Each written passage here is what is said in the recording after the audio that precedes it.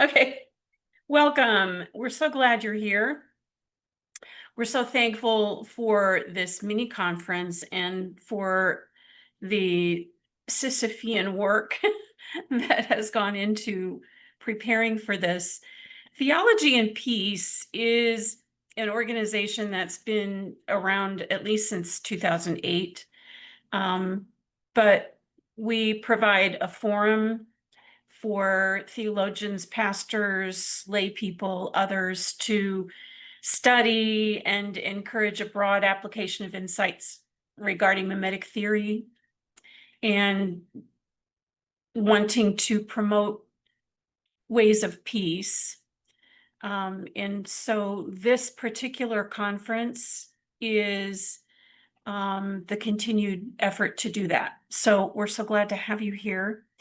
I have served as the president for Theology and Peace for the last year, for good or ill. But at the end of this meeting will be an annual meeting where the board of directors will be elected. We invite you to remain for that. But at any rate, we're grateful for our guests, Vern and Robin and Felicity, as well as Rebecca, Ellen, and others who are hard at work for us today. So with that, let's open with prayer. And I think Andrew has that. The song, Every Time I Feel the Spirit, is a nice peppy way to get us thinking about the Spirit's presence. The prayer that is here is a nice way to then calm down and invite the Spirit to come and enliven our conversation today. So let us pray. Holy Spirit, making life alive, moving in all things, root of all created being, cleansing the cosmos of every impurity, effacing guilt, anointing wounds. You are lustrous and praiseworthy life. You waken and reawaken everything that is. Everything that is in the heavens, on earth, and under the earth is penetrated with connectedness, penetrated with relatedness. Open our minds, open our hearts, open this community to the moving of your presence. We ask these things through Christ. Amen. And now I welcome Rebecca, who is going to give us some rules for the road. Hi, everybody. So glad you could make it. This is a special event, a Theology and Peace Mini-Conference on creative mimesis and the practice of gentle action. And I'm glad to see you all here. For those of you who don't know me, my name is Rebecca Adams, and I will be serving as the host of the mini-conference. I'll kind of shepherd us along through the program, and I'll also host the roundtable in the third hour. So I'm a board member of Theology and Peace, and I'm a longtime member of the Colloquium on Violence and Religion, which is the group that studies and develops the work of French anthropologist René Girard. He coined the term mimetic desire to describe how human beings often unconsciously imitate one another, often but not always leading to rivalry, violence, and scapegoating. So this group uses his work. My work focuses not only on Girard's brilliant analysis of violence and how it works in culture, but also on the constructive side of mimetic desire, what I call loving or creative mimesis, that which gives birth to new life, new possibilities, love, and relationship. So currently I'm an independent scholar and I'm an academic editor and I'm a poet. And my original academic field was literature. In graduate school, I edited the Journal of Religion and Literature, where I had the privilege of interviewing René Girard, and I was his student back then. I work with Theology and Peace as one of the things I do on doing our online programming for our quarterly speaker series and our monthly film discussions. So I encourage you to get involved with those in the future if you're interested. It's great to be here to bring this to fruition and offer this to the community. So our other host today is Ellen Corcella, who will be hosting the Q&A segments of the program, and you may recognize her from other events that we've had. She always does a great job. Ellen has a fascinating career path. For many years, she was a federal prosecutor in New York City, prosecuting criminals and mobsters. And you have to be a really strong person to do that. She eventually went to a seminary with the Disciples of Christ denomination, and in a second career, became a chaplain in a major trauma ward. Her memoir about this experience and life shift has just been published, and it's called Walk With Me, A Journey Through the Landscape of Trauma. She's now retired and devoting time to talking on her book and doing a podcast. So Ellen will be reading questions from the speakers to the speakers from the chat during the Q&A times after the speakers and during the roundtable. But please feel free to enter your questions or comments at any time during the chat. As soon as you think of them, that helps keep the conversation moving along. And now let me say just a few words about gentle action, which is our topic for the conference.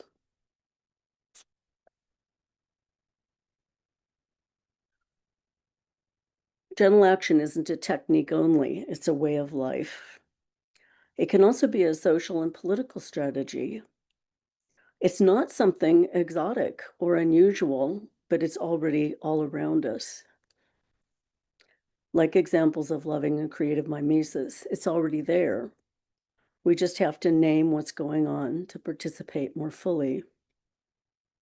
Gentle action has a lot to do with the Christian and other contemplative traditions of mindfulness, letting go, letting be, and the non-coercion of Wu Wei in Taoism.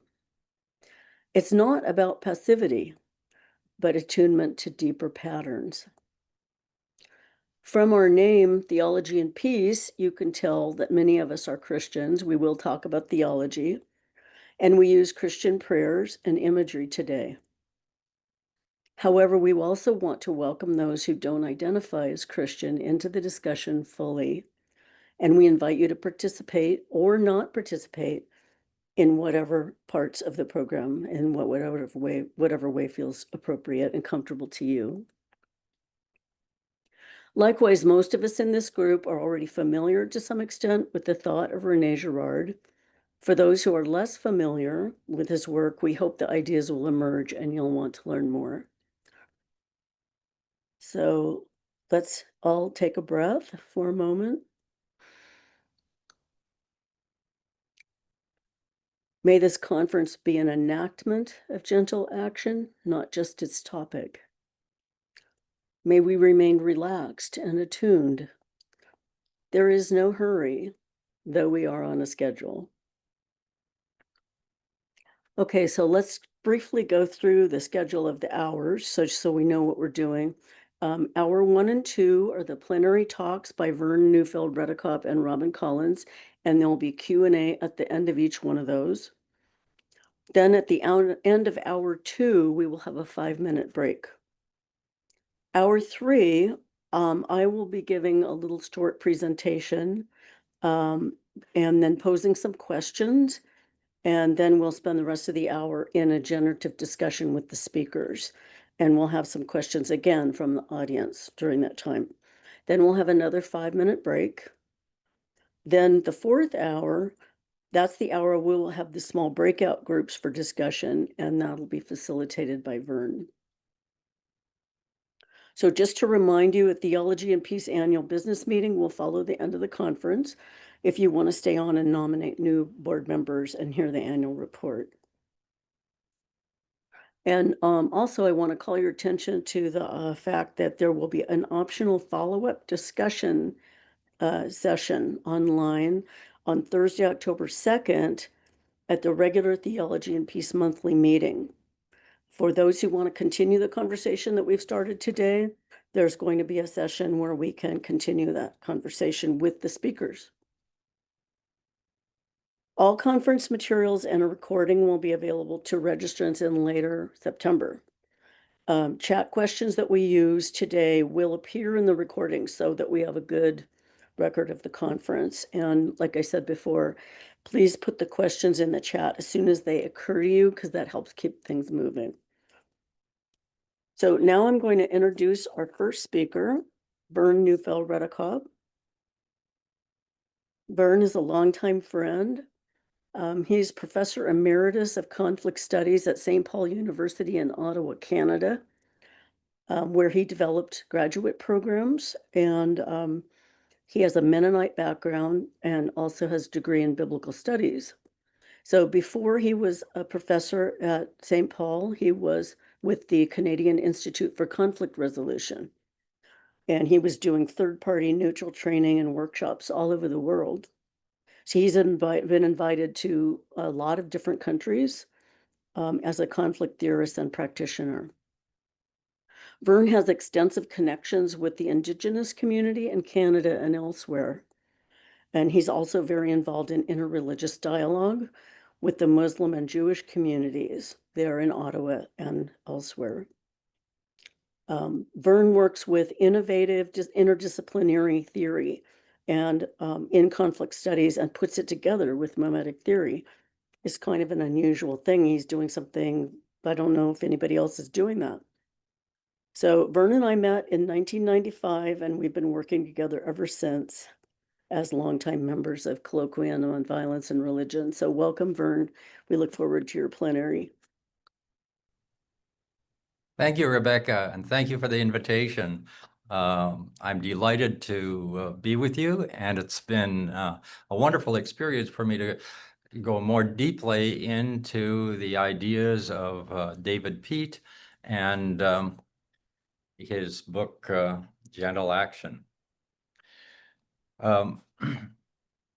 I would encourage all of you to invoke the concept of David Bohm, a close friend of David Peat, who talked about proprioception, which is paying attention to what's going on inside of you. So pay attention to your emotions, your ideas, the connections you're making with other things, and some of these you'll want to put in the chat.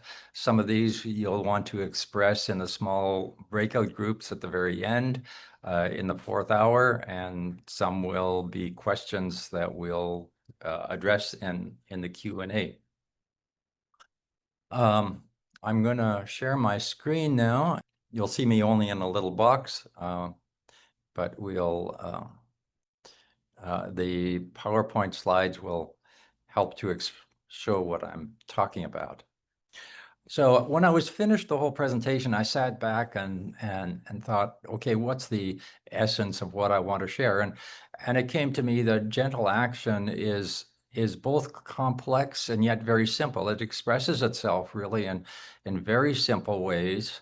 The actions that are associated with gentle action, when you look back on them, they seem so simple. You say, how on earth did anybody think about that? But it just seems to make so much sense. But before you take such actions, it's not at all apparent what should be done in a situation. So they're complex, and that means that they're non-linear. They're hard to define, and getting to them is not a straightforward process, nor is the follow-up in terms of what flows out of them. But generally, they reflect a positive spirit. They're highly adaptive and integrative of lots of different perspectives. They vary in form and substance from one place to another, but anyone can do it. Anyone can engage in gentle action.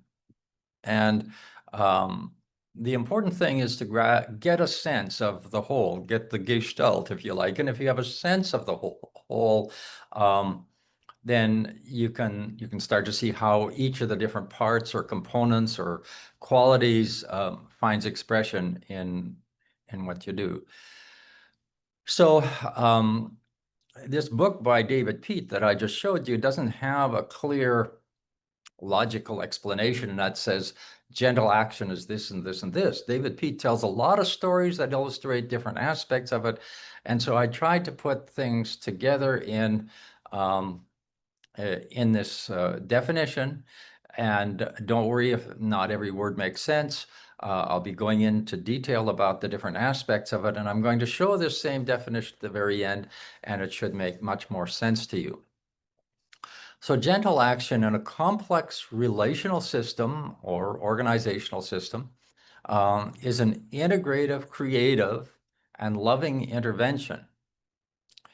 It flows from creative suspension, reduced latent inhibition, and you might roll your eyes at that, but it'll make sense to you later on, and indwelling of the issues and the circumstances, drawing on the tacit knowledge of community members, and that too will make much more sense to you later on. It starts with small, incisive actions which cascade and grow through trust and mimetic feedback loops. And it produces ripe fruit, and I use that phrase advisedly. The idea of ripe fruit means that there's a timeliness to it. Fruit isn't ripe before it turns ripe, and after it's ripe, it's overripe, but ripe means that it's the right thing at the right time. Mimetic structures a blessing, mutual flourishing, adjacent possibles, everything that emerges opens up new possibilities, and an enhanced capacity for creativity and growth. So again, when I was finished, I went back to the last chapter, and David Peat had this, it wasn't exactly a definition, but he said gentle action is what we use for the creative sorts of actions when people are sensitive to the dynamics of their surrounding environments. It could be the form of a form of something minimal, but it's a highly intelligent activity that arises out of the very nature of the system under investigation. So I'm going to start with a few examples.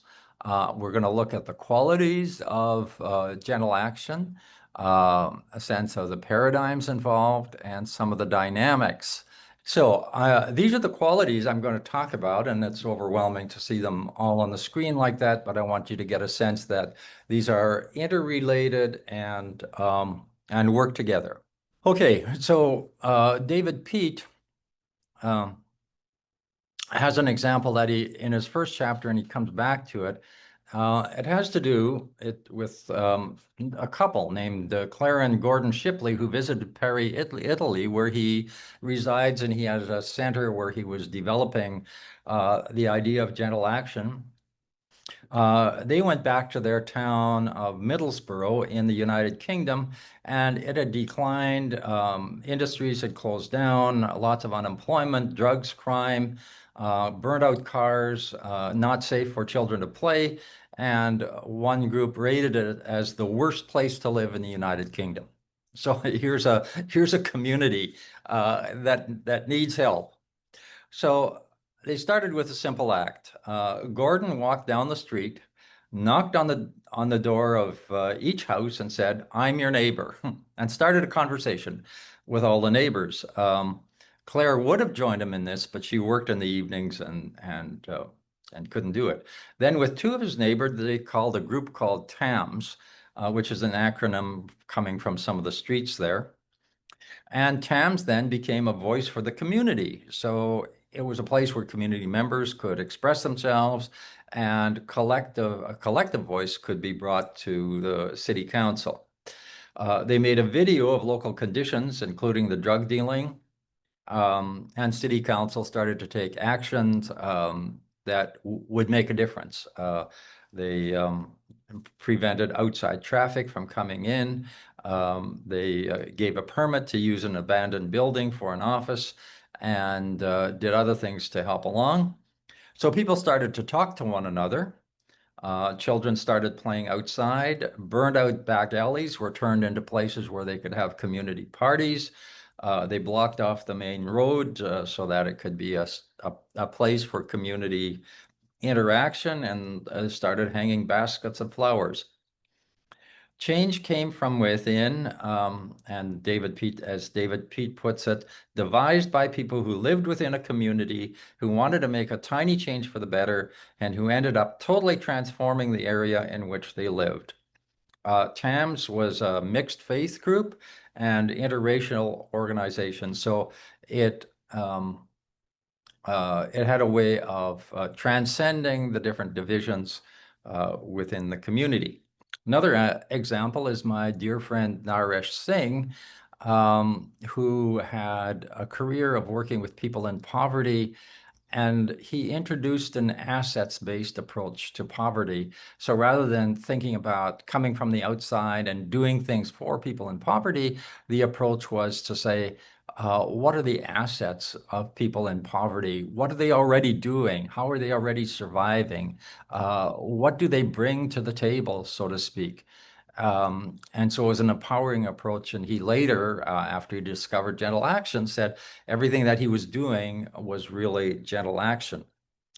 And then I think about the 1920s, when there was after the Russian Revolution, there was a civil war, and this affected the Mennonites living there who were starving. Agriculture had gone way downhill. And Mennonites in North America said, we can't allow this to happen. We have to do something. And so even though there were schisms, there were different historical tracts, and there were different theologies, people from all the different Mennonite denominations got together and said, we're going to work together on this. And they called themselves Mennonite Central Committee. And they bought tractors, got seed, gave material aid, and really helped out these people in what is now Ukraine.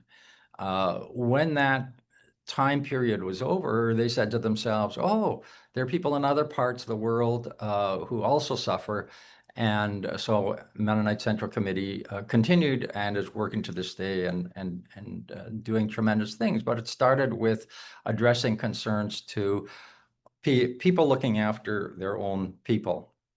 So I'm going to go to screen sharing now. So when we think about the systems involved, they're organizational relational systems. We notice that they are complex, and complex means that there are constantly changing factors such that you can't do anything in a linear kind of way, because you can look at a bowl of noodles. It's complicated. You could sort out where the noodles are, but it's very different than the same bowl filled with earthworms, which are all moving and always changing position. Systems are interconnected, and there are subsystems that contribute to systems and metasystems. So one of the David Pete's examples about subsystems, he says, when we see things, there are a number of parts of the brain that are involved in our seeing. Some parts have to do with color, some have to do with form, another part has to do with movement. And there are some people who have a disability, a seeing disability, in that the movement part isn't there. So all they see are still images, and they don't get a sense of the movement. So each system has to work together in order, each subsystem has to work in order for the whole system to work. And when we think about process, within gentle action, there are emphases to deep listening, to the kind of dialogue that allows us to go deeply into the life experience of other people, careful observing about what's going on and sitting back and reflecting. Rebecca already talked about Wu Wei, this conflict that would or this concept in Confucianism that has to do with an engaged presence, like a being fully aware, taking in what's happening, but without doing anything overtly. So sometimes just by our presence, our engagement, we're making a difference, and it's a form of action. And then we can think about action chains and practices and thinking about Pierre Bourdieu's idea of habitus, something that had become part of what we're doing all the time. When we think of it being integrative, it has to do with transcending fragmentation or getting out of our silos. And in any organization or any system, there's a tendency for people to start living in their particular silos, and gentle action takes us out of those. It includes integrative thinking, integrative in that we're drawing on information and things from lots of different places, but also we're using both the right and the left brain. And our mutual friend Julia Moore Robinson has been doing a lot of, as she does work with the descendants of enslaved people and the descendants of the very people who held those slaves, is highly emotional. And she's been working with neuroscientists on how to really tap into the potential of the right brain as people prepare for their encounters with one another. It's inclusive of both different kinds of people and ideas from different places. And then as you do that, you try to think about how different systems can work together. I'll maybe give more examples later on about that. So these things on the right side that talk about in very general terms about what's happening are interacting with a kind of value system that we see on the left. So there's an orientation of compassion, or we could say that's a blessing-based orientation that puts the emphasis on flourishing, on creativity, and abundance and joy. And when we think about abundance, abundance has to do with a mindset. And I remember when I was working for the Assembly of First Nations, the national chief over at Mercury came to me one day and he said, "Hey, Vern, do you know what the Indigenous analog to taxation is?" I scratched my head. I couldn't think of it. I didn't know. And he said, "It's sharing." So think about how different things would be if we reframed taxation to sharing. And we started to think about what a privilege it is to share. And it's oriented toward joy. When we think about community and valuing community, it's not everybody necessarily does that. And so gentle action tends to be something that's going to build and enhance communities, can contribute to the common good. And in doing so, it promotes inclusivity, not an exclusive kind of community, but a kind of community that's always widening the tent so that there's room for other people, and building bridges of respect and collaboration between communities. And there are lots of examples, so stories about that. Okay, so we got this general sense, but now we add in on top, you can see emergent creativity. And this means that we're starting to really pay attention to the complex dimensions. So if we're going to talk about emergent creativity, we become aware of complexity and how complexity functions, and in particular how linear approaches, how logical-based approaches that are results-based don't really work in a complex environment, because often what emerges, first of all, can't be predicted. There are too many factors that are changing all the time. And what emerges is often better than what you might have had in mind when you started out. So it's open-ended. David Peat talks a lot about how rigid attitudes really limit gentle action and really limit an effective approach within a complex situation. And often limited contact with others, those that we designate as other, on the other side, will inhibit gentle action and emergence. Stuart Kaufman has developed the idea of criticality in a complex environment, and this is the situation in which emergent creativity is most likely to happen, and it has to do with with how many elements there are interacting and the kinds of connections. So the basic takeaway is if something isn't working, we're maybe not on that line of criticality. So maybe we're undertaking too much and we have to focus. Or maybe there's some key voices or key stakeholders that aren't involved that need to become part of the process.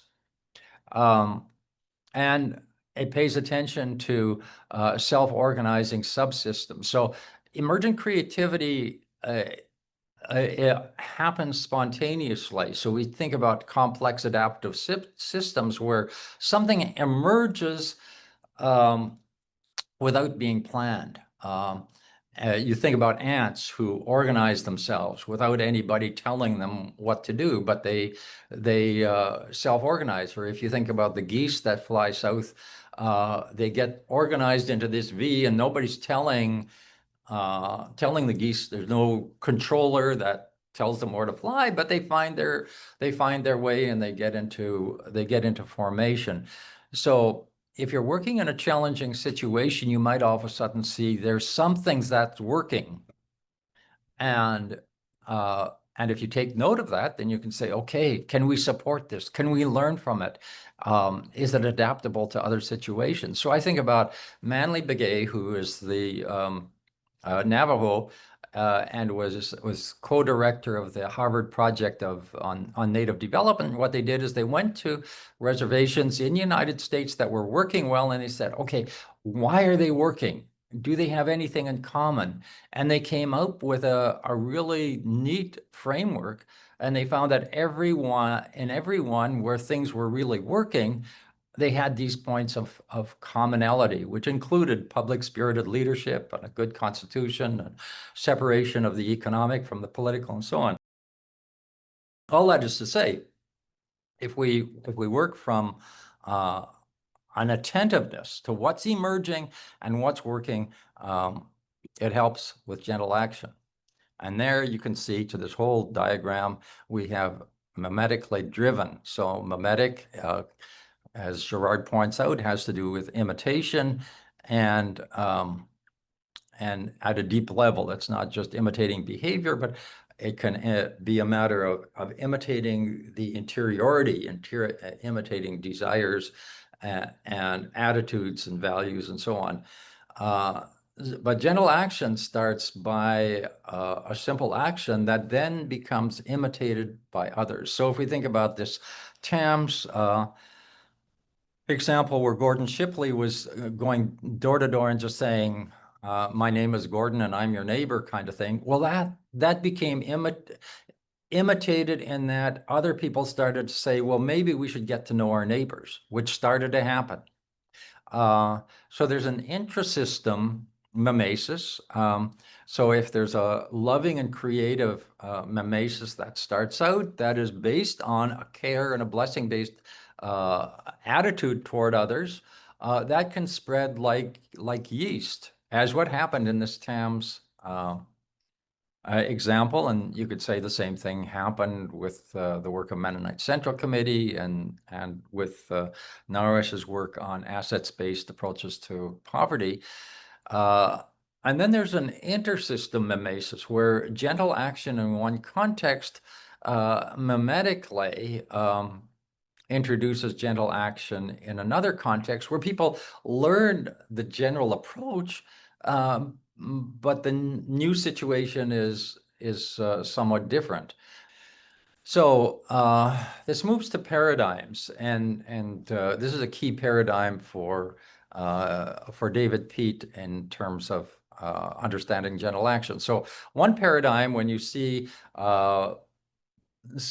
waves coming out, is to have a strong action. You drop a stone in a pond and the waves go out. But this is the sense of having a strong leader, of saying there has to be strong, dramatic central action.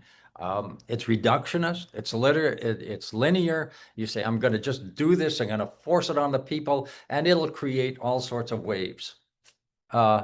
Gentle action, David Peat said, imagine that you've got a pond and people drop pebbles in all around the pond, and the little waves from the outside all come together, and all of a sudden there's a big wave in the center, that is brought about by all these little actions from the outside. So gentle action has to do with making connections among all the little actions that are going on, bringing them all together so that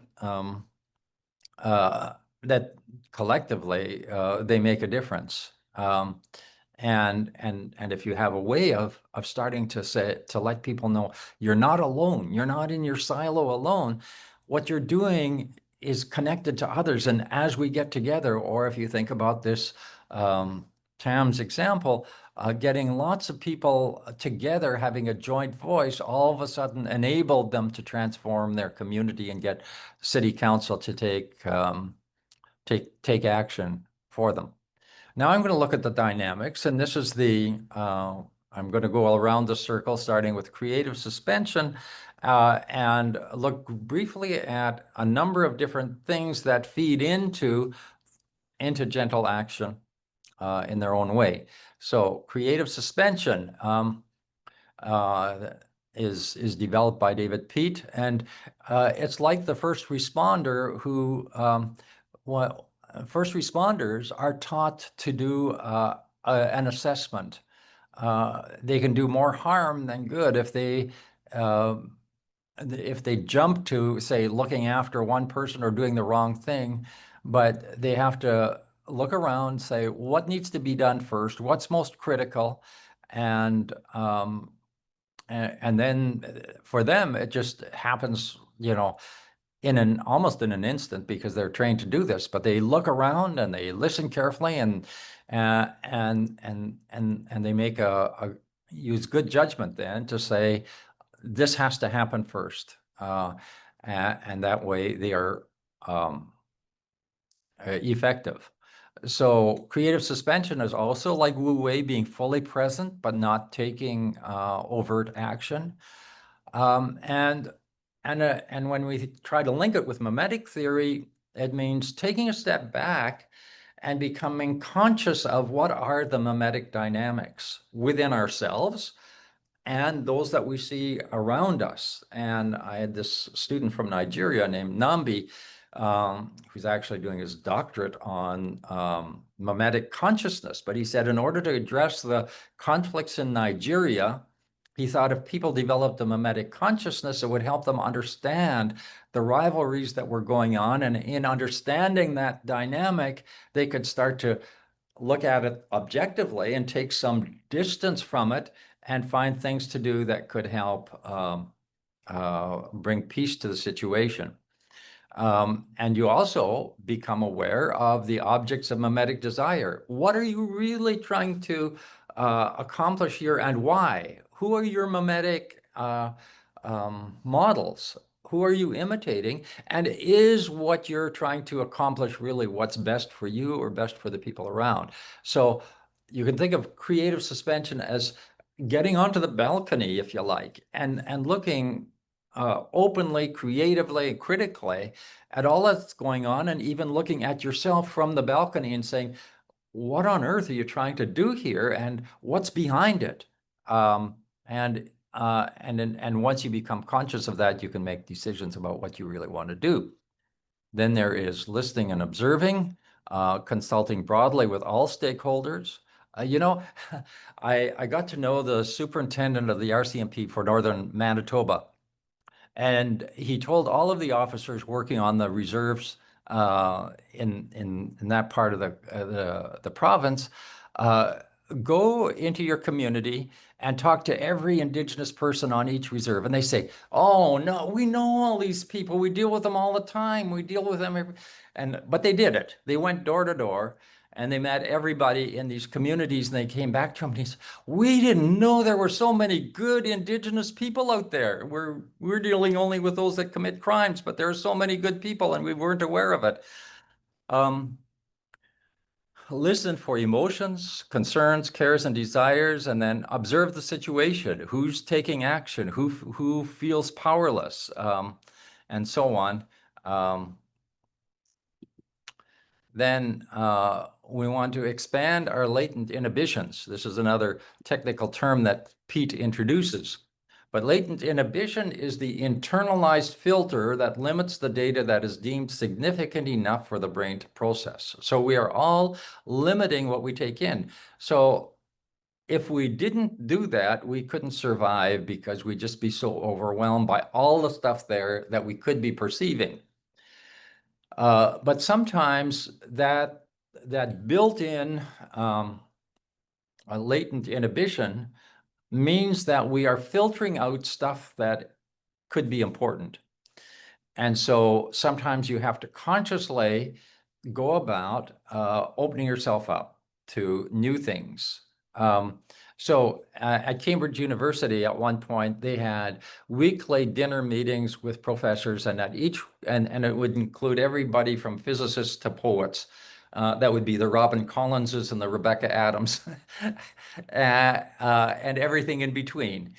And one professor would talk about their research, and you'd say, well, why would a physicist want to hear from a poet, and why would they want to hear about it from a visual artist, and why would they want to hear from an anthropologist? But the point is that, in effect, they were opening up their limited inhibitions, and sometimes people were really stimulated in their own area by a presentation of research that came from a totally different field. So tacit knowledge is what you know, but you can't put into words.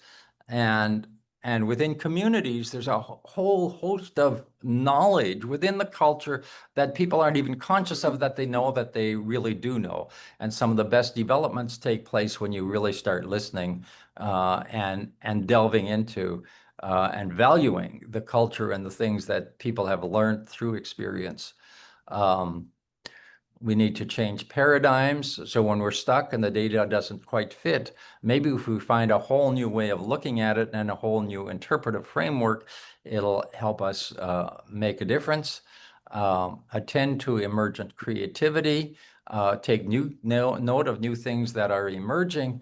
And I've sometimes encouraged people in the development business to have a budget for new things that emerge that you weren't expecting, so that you can start funding the adjacent possibles, the new things that open up that are possible. And then we grow it all mimetically, and allow for growth and for creative mimesis and making the necessary changes, but adapting to a new way. And then we restart again with the creative suspension.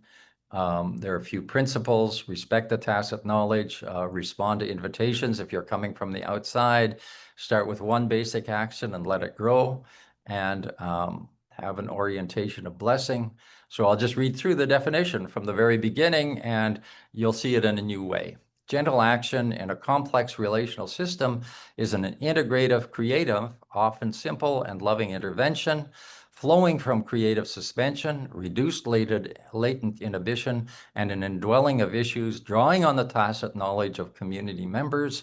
It starts with small, incisive actions which cascade and grow through trust and mimetic feedback loops, and produces ripe fruit, mimetic structures of blessing, flourishing, adjacent possibles, and an enhanced capacity for creativity and growth. There we have it. Thank you, Vern. And as I'm thanking him, this gives you all a minute to think.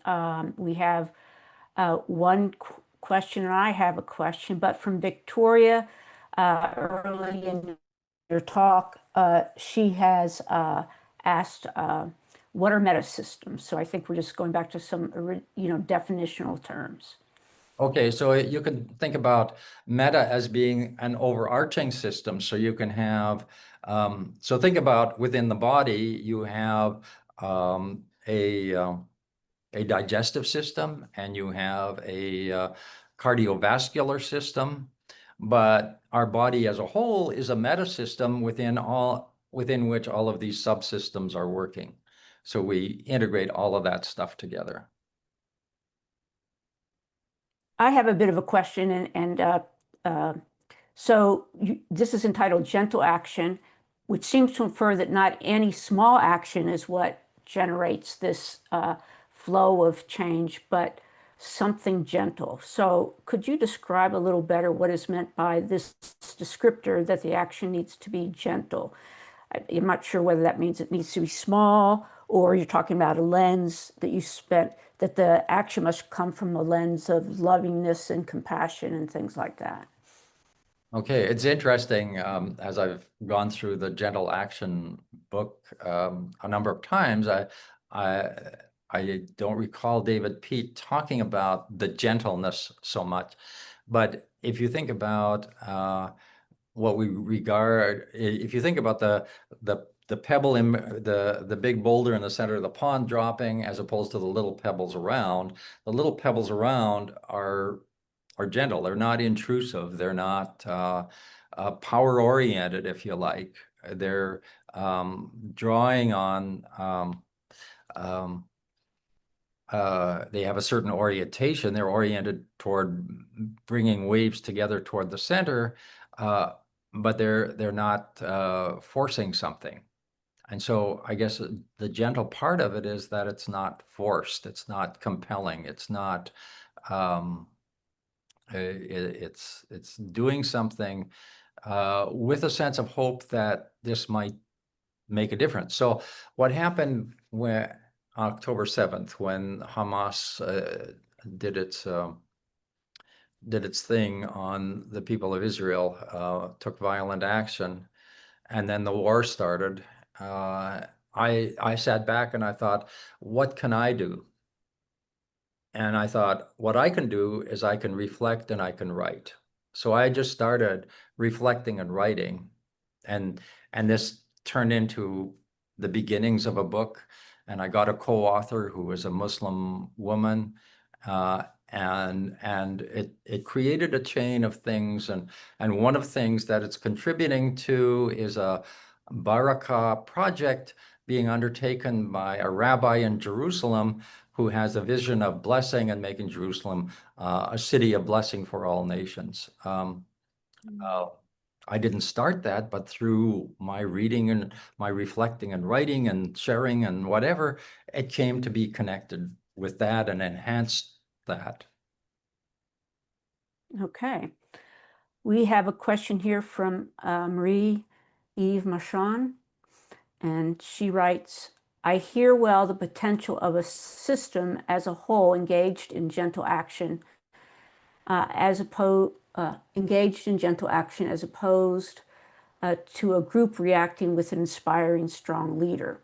What are the qualities of a person who initiates gentle action to convey enough security to a group to dare to get involved?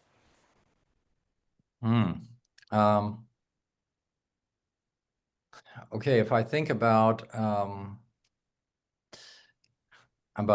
so many of these different examples, first of all, there are people who are concerned about a situation. So, and there are people who have an orientation to of compassion, if you think, and there are also people who are willing to look at what's around them. What exactly do they have that could be shared? So one of David Pete's examples is this farmer at the end of the Second World War who was involved in the suffering, and he saw how in Europe there was it was shattered, and the agricultural system was all they couldn't provide. They had lost animals, they had lost capacity, and he said, well, I'm a farmer and I know other farmers, and suppose we started shipping pregnant heifers to Europe. Mm-hmm.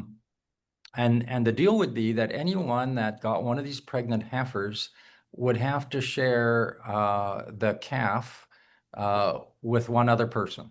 And then they could keep the second calf and the third, but they had to share. That was part of the deal. Well, this went on to they called it heifers for relief. And so we think of the quality of the person. He's a farmer who cares, who's willing to say, what do I have to offer? And build on his own strength.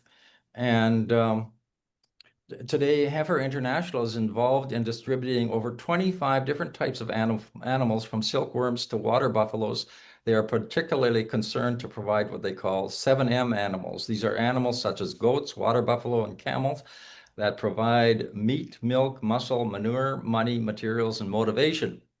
Anyway, Heifer International has helped 38 million people in 125 countries to become self-sufficient.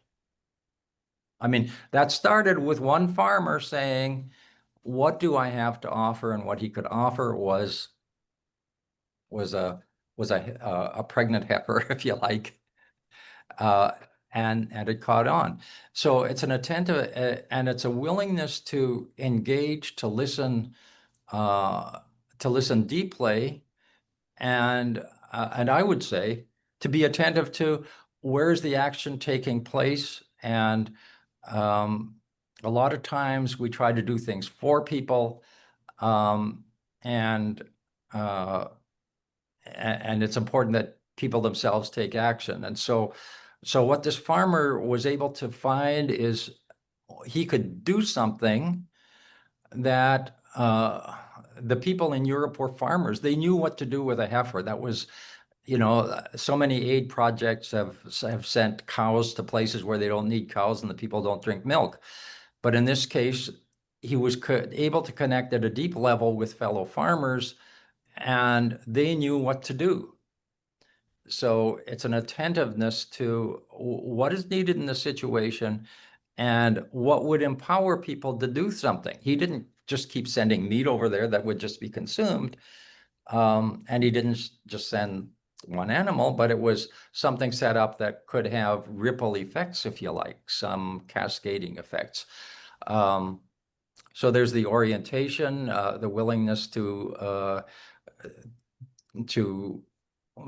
go deeply into the situation that you're addressing, and a lot of times do it with your own people. In the case of TAMS with Claire Shipley, it was people within a community saying, let's just start listening to other people. So a capacity to listen is certainly one important aspect.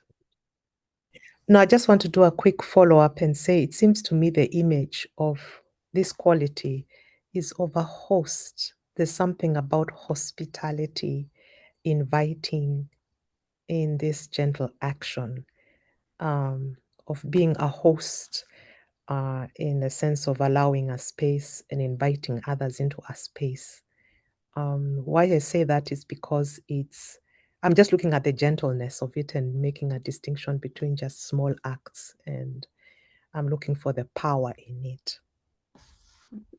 Yeah, I like that idea, and I think that's true. And I remember working with, being interviewed by somebody who was doing a master's thesis on listening, and it occurred to us that true listening is really offering hospitality to the other within ourselves. Like if you really listen, you are in a sense hosting the ideas and the being and the feeling and everything from somebody. But and I would say it's also being willing to be hosted.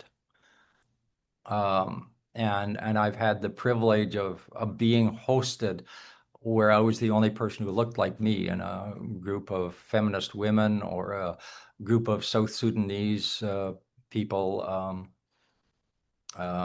celebrating together, or but being hosted, and then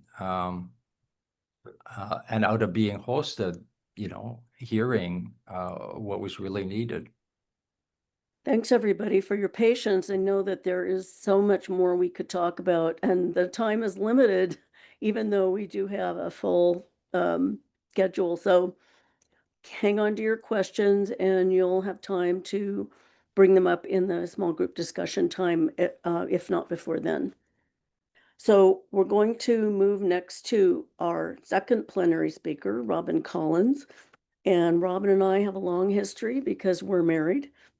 And we met when we were both in 1990, when we were both doing our PhDs at Notre Dame.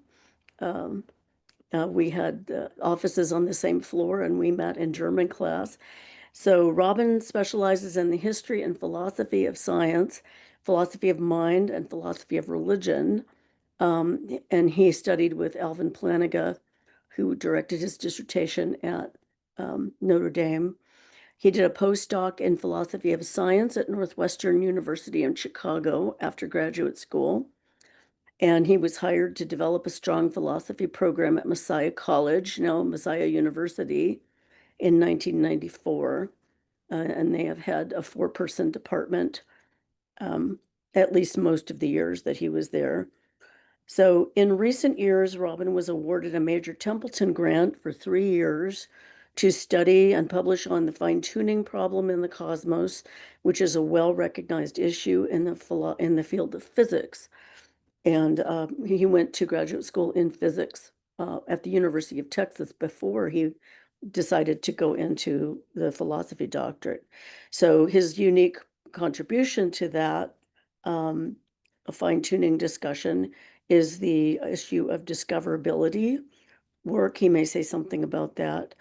That's his unique insight in a mathematical work on the fine-tune argument. So he has had many publications over the years in major book collections, encyclopedias, journals, and so forth, and is working on completing his book right now on the fine-tuning.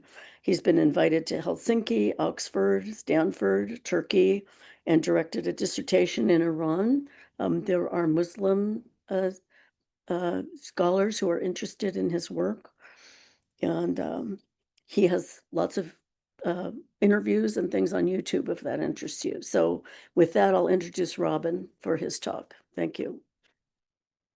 Okay, thank you, everybody. And can everybody hear me okay? I'm okay. So this is the college or university where I teach, and we're having really fine weather here.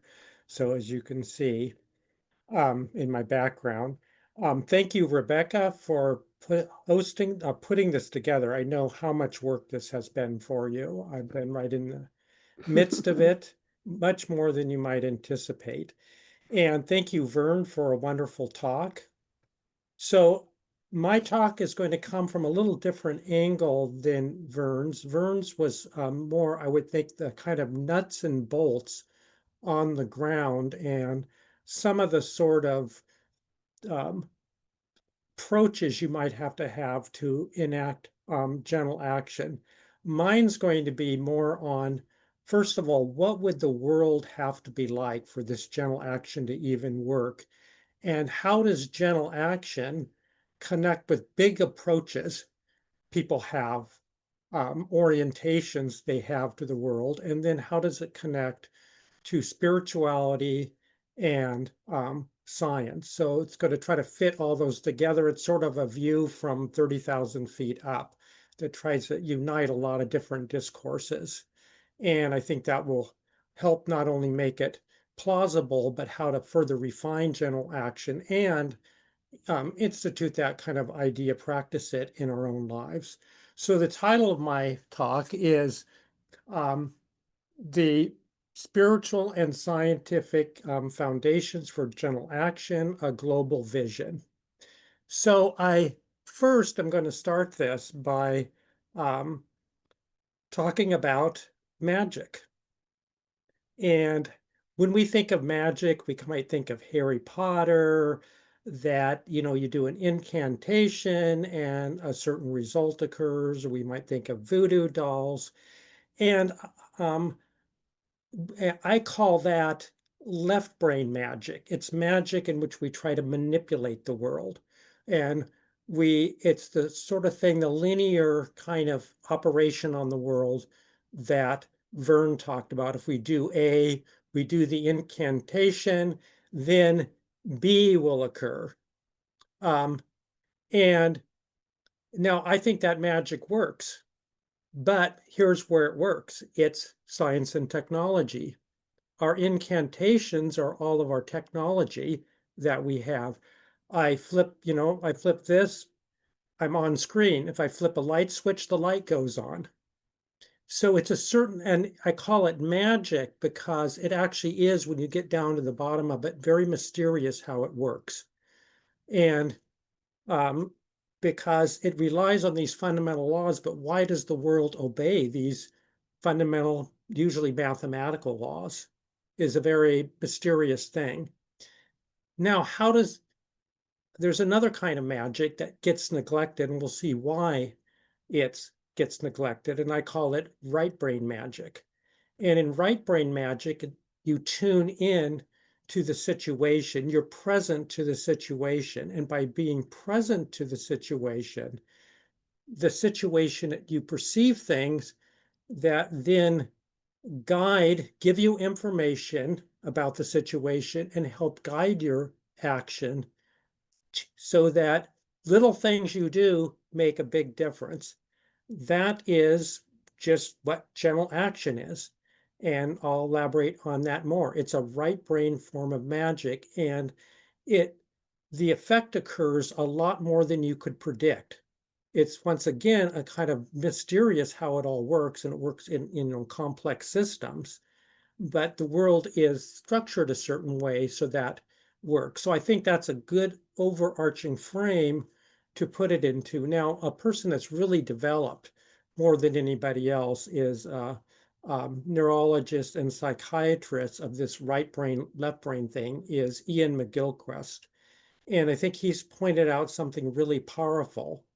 And that is pretty much since the scientific revolution, our left brain has taken over. And he called, in his first book was The Master and His Emissary. The right brain should be the master because it perceives the whole and what needs to be done and the purpose, all those sorts of things. But what's happened is the left brain has taken over, which means we've taken over by the main thing the left brain does is represent reality, which means it makes symbolic systems or models symbolically cashed out for prediction and manipulating reality, where the right brain is present to the world. Its thing is being directly present.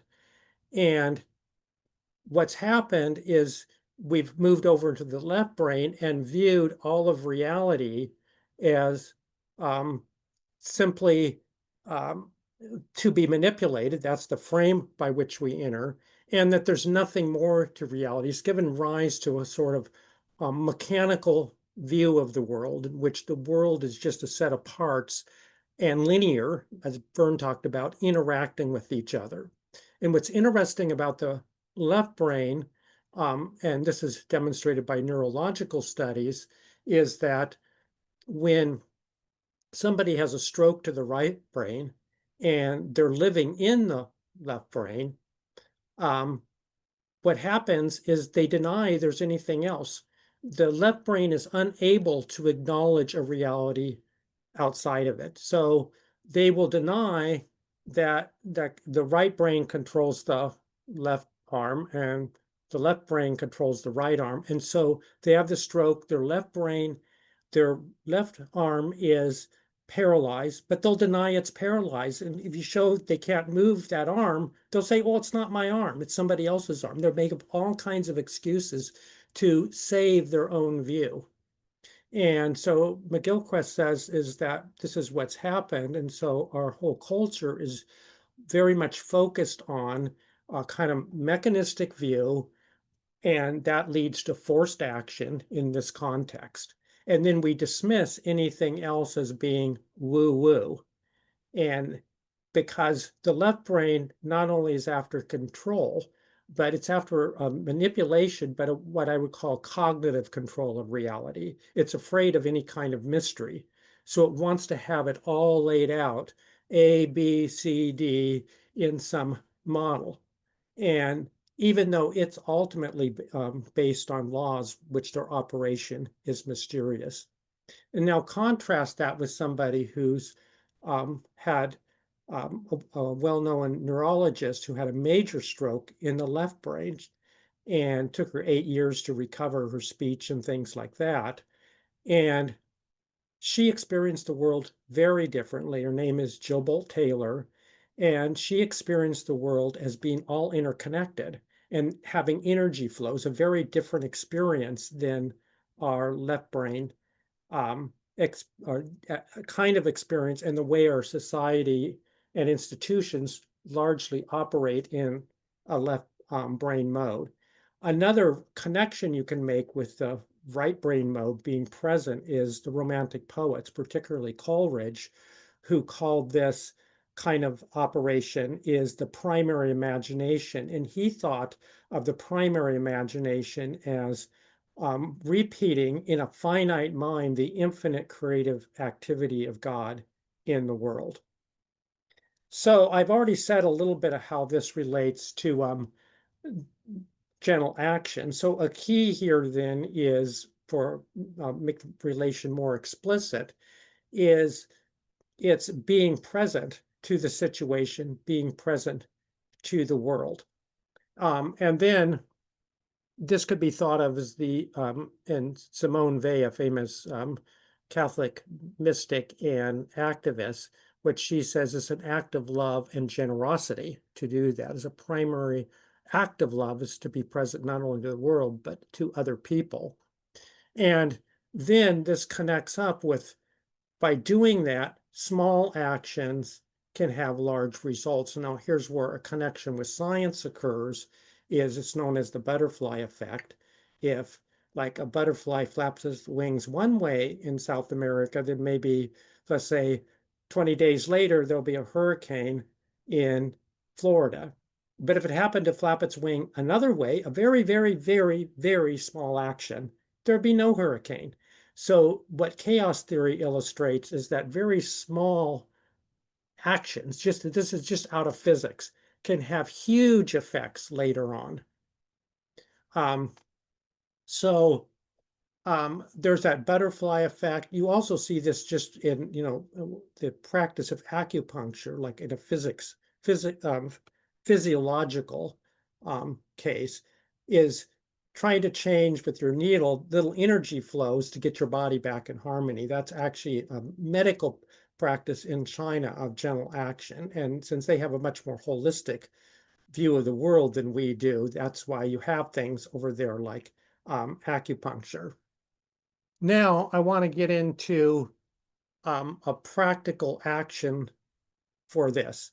I think really key part of the practice is to deal with fear and anxiety, because what happens is, and so I'm going to go into personal practice in a minute, but what happens is that if you have fear and anxiety, two things are going to happen. Either you're not going to stay present to the situation and you're going to move back into forced action because you want the thing to happen, or you will have a false discernment. You will talk yourself into that you're really discerning the gentle action way of proceeding. And like, or you heard from God, as some, Christians will say, oh, God told me to do this. And that's their discernment, when it was just they that made it up, because they haven't dealt with their fear and anxiety. So we see this in the Taoist story, because Taoism was based a lot on tuning in to the world around you, nature, or what we call creation. And there's a really nice Taoist story called The Bell Stand, translated by Thomas Merton, the Trappist monk, a well-known Trappist monk. And in the story, this person produces a bell stand, and everybody around it just amazed at the bell stand. And they say, how did you do this? It must have been the work of spirits. And then he says, no, this is how I did it. He says, when the Prince of Lu asked me to make this bell stand, I retreated and became very focused just on the bell stand, centered. And I forgot anything about the Prince of Lu, the pressure he'd be under. Maybe his head would be chopped off if he didn't do a good bell stand. Okay, so there's a lot of pressure on him. And so he does fasting, he retreats until he's centered, his mind is centered on the bell stand. And then he walks out eventually into the woods, and he says, in a tree, the bell stand appeared to me. And so basically the natural world spoke to him. And then from that, he built the bell stand. And so it was being attuned to the world around him was the core idea here. Now, how does that play out in my own practice? For years since graduate school, I've been practicing this kind of thing. And what I call it is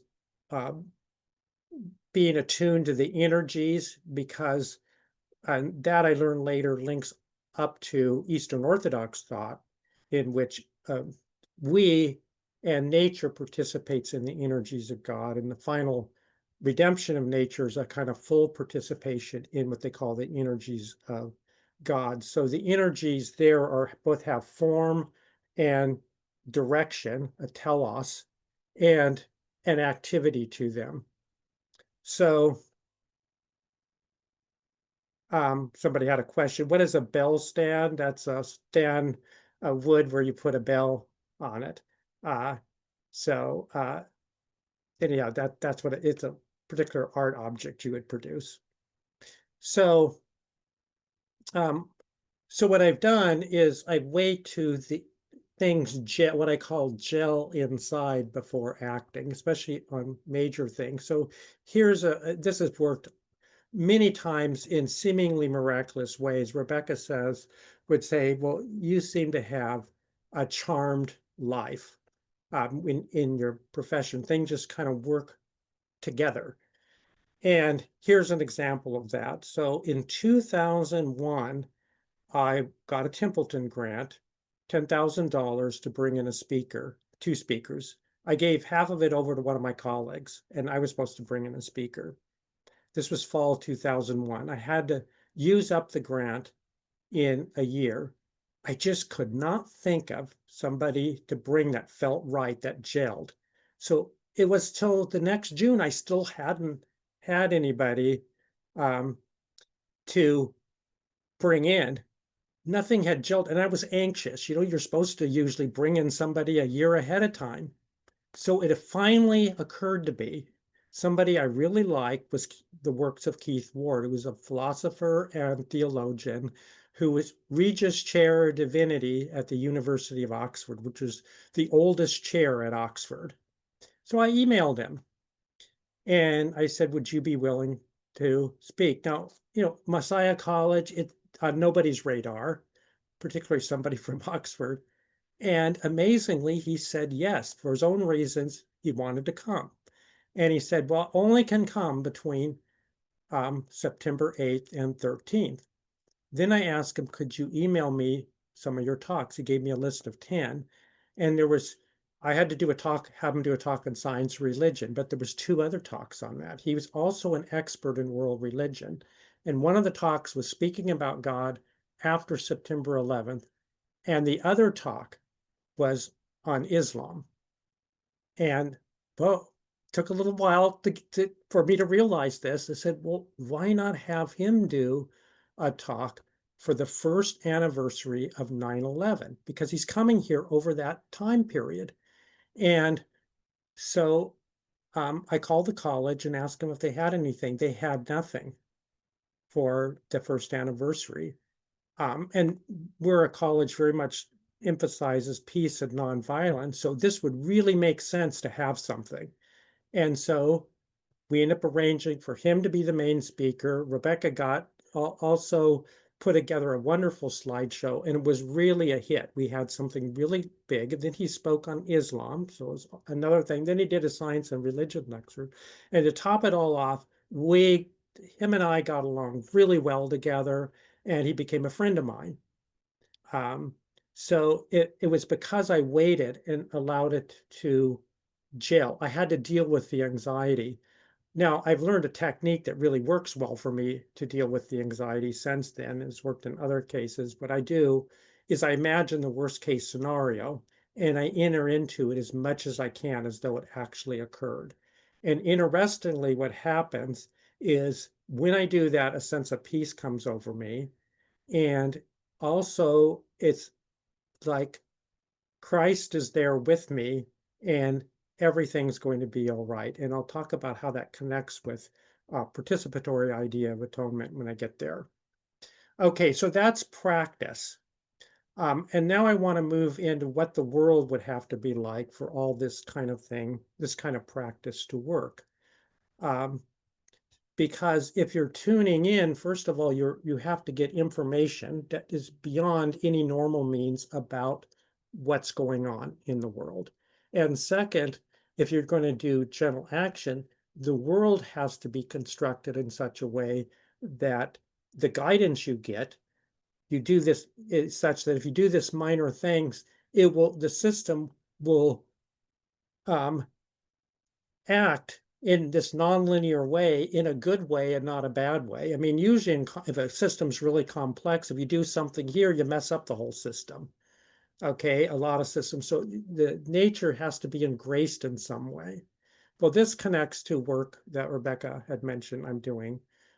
Been getting near the end of it. It's on how the universe is fine-tuned so that we can discover it. It means everything is balanced on a razor's edge, very finely adjusted. I've been able to quantify this so that we can discover it through science and our science and develop technology. Now that means it's structured so it's usable, friendly to left brain science as we have today.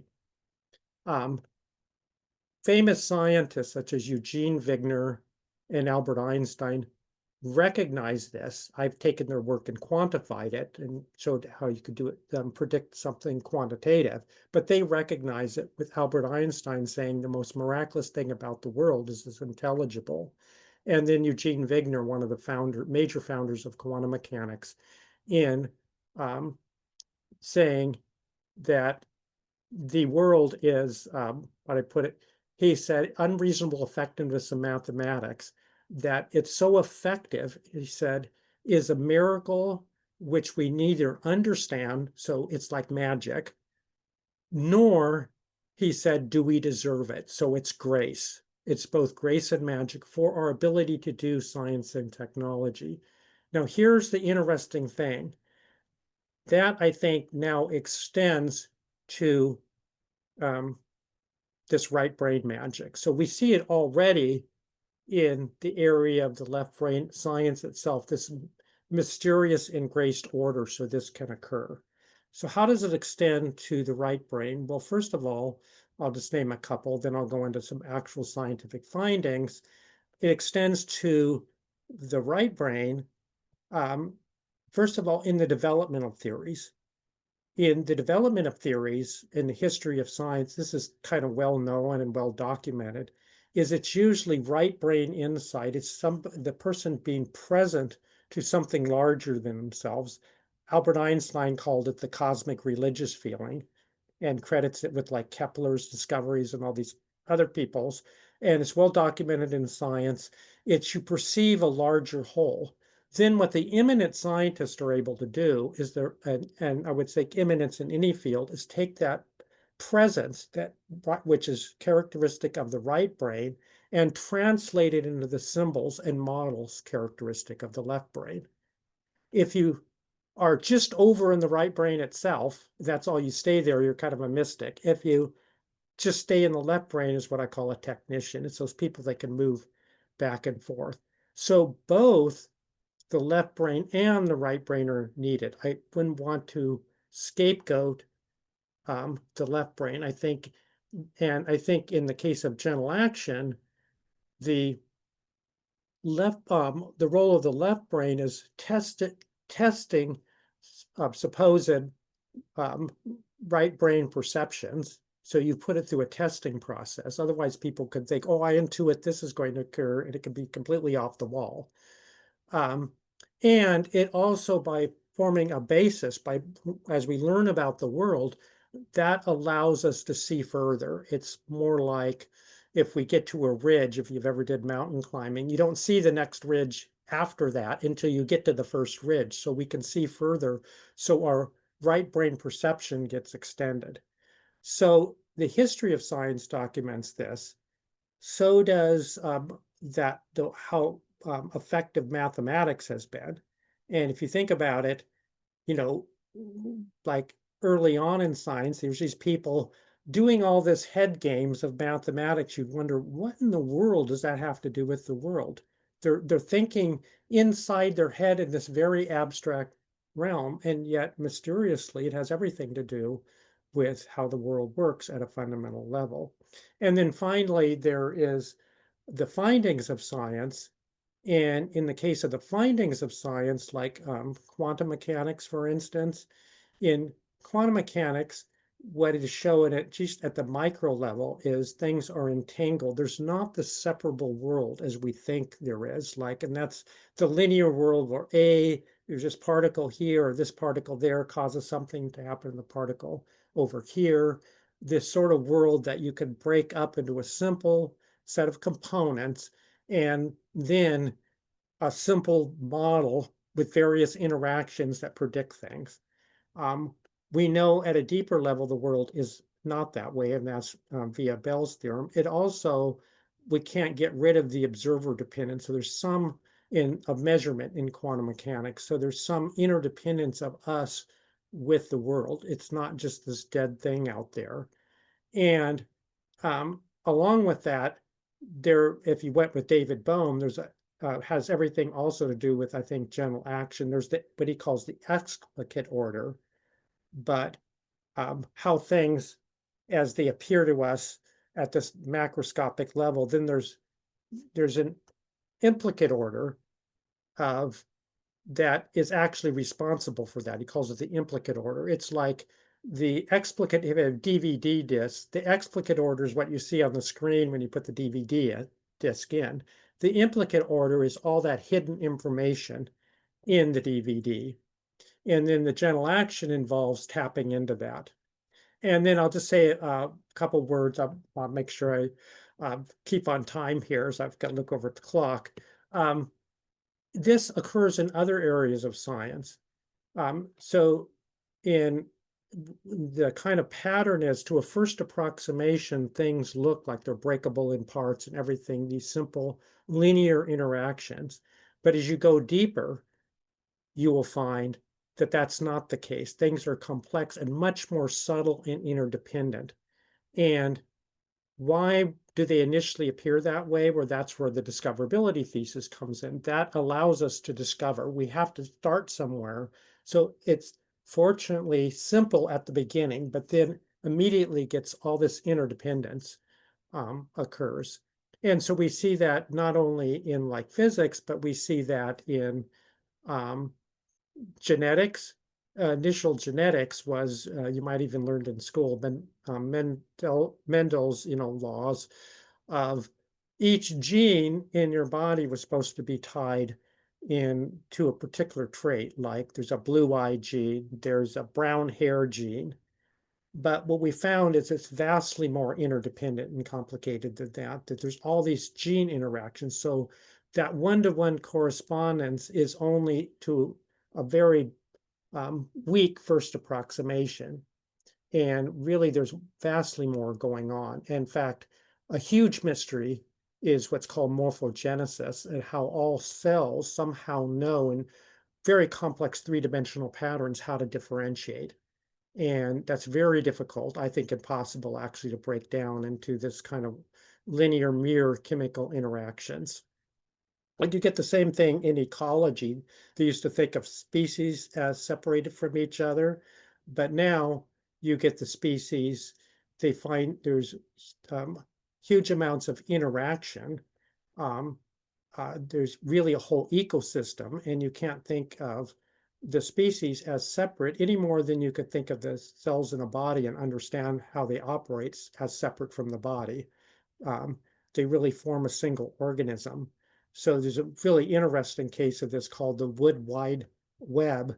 It's like over 4 square miles in which trees, the fungi, there's a whole fungi network underneath those trees, and it forms really like a single organism. One tree will warn species of other trees that there's a disease or something, and they'll help provide nutrients and all this stuff going through the web. So we find that happening there. And one other place I want to mention, particularly human, is we do actually seem to be connected with larger information fields of some sort. If you look at cases, what what they call savants.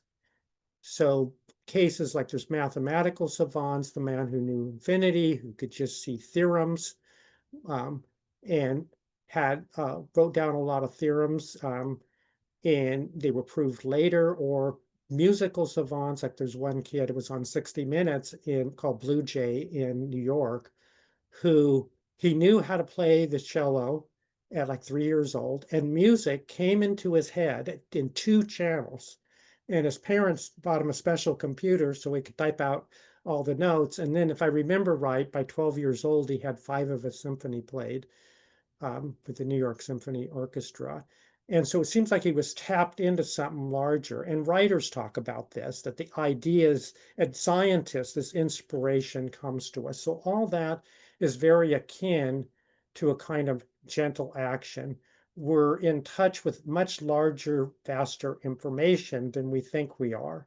This is what Rupert Sheldrake, who's a biologist, who's I think done quite good research on this. He calls it morphic fields and thinks they're non-local. We're tapped into morphic fields, or information pattern forming fields, and we are tapped into that.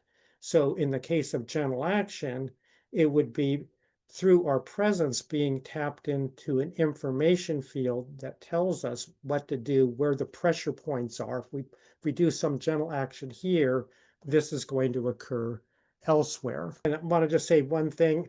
I think the gentle action is a larger picture, is what I would call grounded action, which involves both right brain and left brain action. So sometimes we need to know when to do forced action, but we have to always be present, because sometimes we can't just do the gentle action thing, but other times we have to discern when the gentle action is most appropriate. So I think a larger category is having grounded action. Now I want to connect this with Girard. So gentle action, Girard, and loving mimesis. And if we think about rivalrous desire in Girard's sense, he says it's based in the desire for being.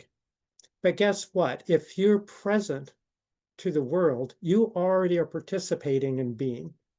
You don't have to have that desire for the other's being. So basically, rivalrous action is cut down at its very root, because rivalrous action is not only desiring the being of the other, but it's a false promise, because what actually happens, says Girard, is we get into this closed loop, and pretty soon the very object of the desire gets lost, and it becomes basically empty desire, like desire for glory, what he calls metaphysical desire. But being present to the world, we already, and by that I mean participating, it's an ancient sense of knowledge, like you get in Plato, Aristotle, and also in the philosophers of China, of participating in reality. Then we're participating in being, and we don't need that anymore. So it cuts it off at its root, and actually leads by being present to the other in their otherness and valuing their potentiality. That's where the loving mimesis comes in. And if we imitate that, then I imitate your loving mimesis towards me. I value myself in my own otherness and potentiality. I do it, then I'll do that imitation to another. And then I'm participating more and more in reality and more being, because by the participation, they become parts of myself in their own otherness and potentialities. And then this spreads like fire. So I think this has everything to do with loving, generative, and creative mimesis, because it adds diversity, and diversity is essential for creativity. And then I want to relate this to gentle action and the Christian theology of atonement. I've already talked about Rupert Sheldrake and the morphic fields. So suppose he's right, we're all participating in a morphic field.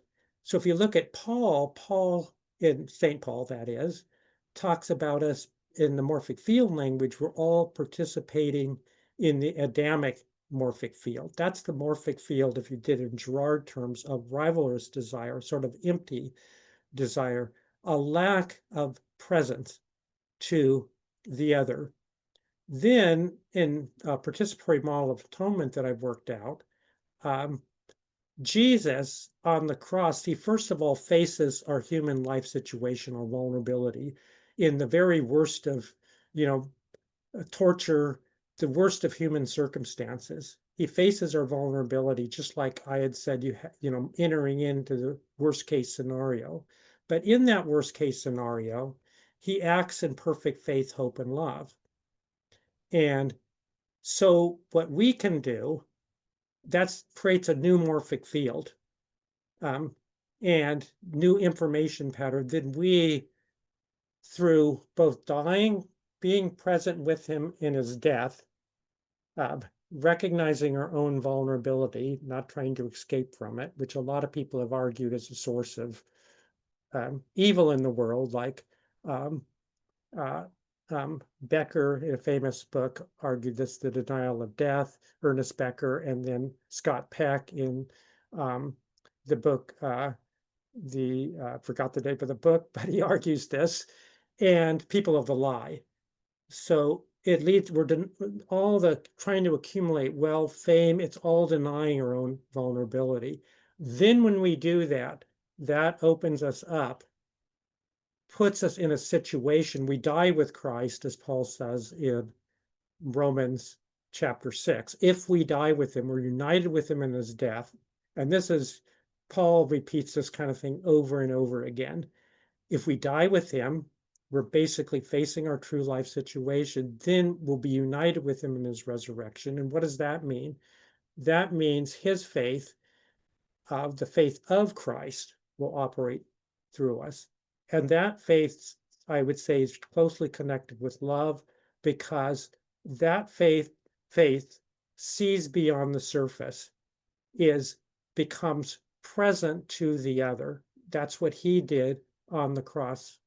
Saw beyond how we look at the surface to our true otherness and potentiality. So we're participating in that new faith. So that's how I think it really can connect with the heart of Christian theology. And my clock reads I'm out of time. So I'm just going to say, if you could ask me in the question and answer session, I have a bonus section, which I won't have time to go through. AI, artificial intelligence, and gentle action.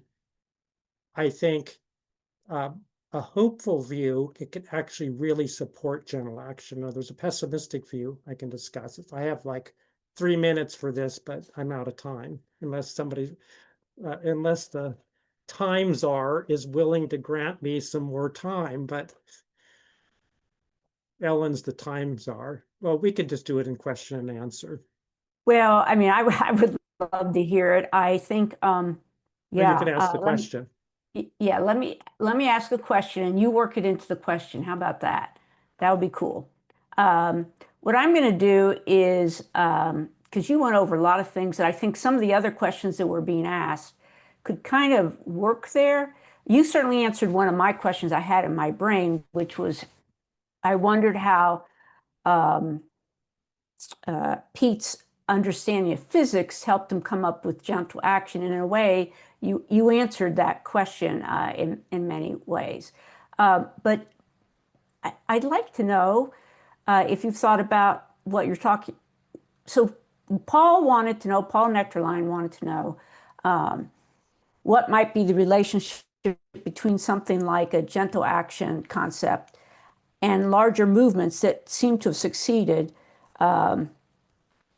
such as the nonviolent movements of maybe Gandhi or King, which are really kind of maybe similar but different movements, but their smaller actions do seem to have led to other actions. Is there a way you can relate your talk to that question? Well, I think they did have faith in an engraced world. I think that does start with that. And so there was a commitment of Martin Luther King, Jr., who was had very strong faith in Christ and the way of Christ. And so that naturally leads to the idea that the world is graced in such a way that nonviolence will really work. But if you don't have that faith that it's going to work, your temptation is just going to be to fall back Right.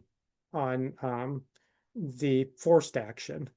So I think I can't say exactly what you do in each of those circumstances, because the thing is, we have to get beyond the illusion of technique.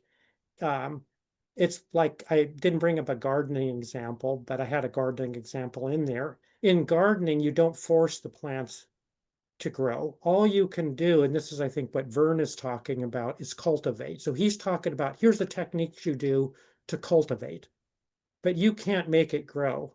That has to happen on its own.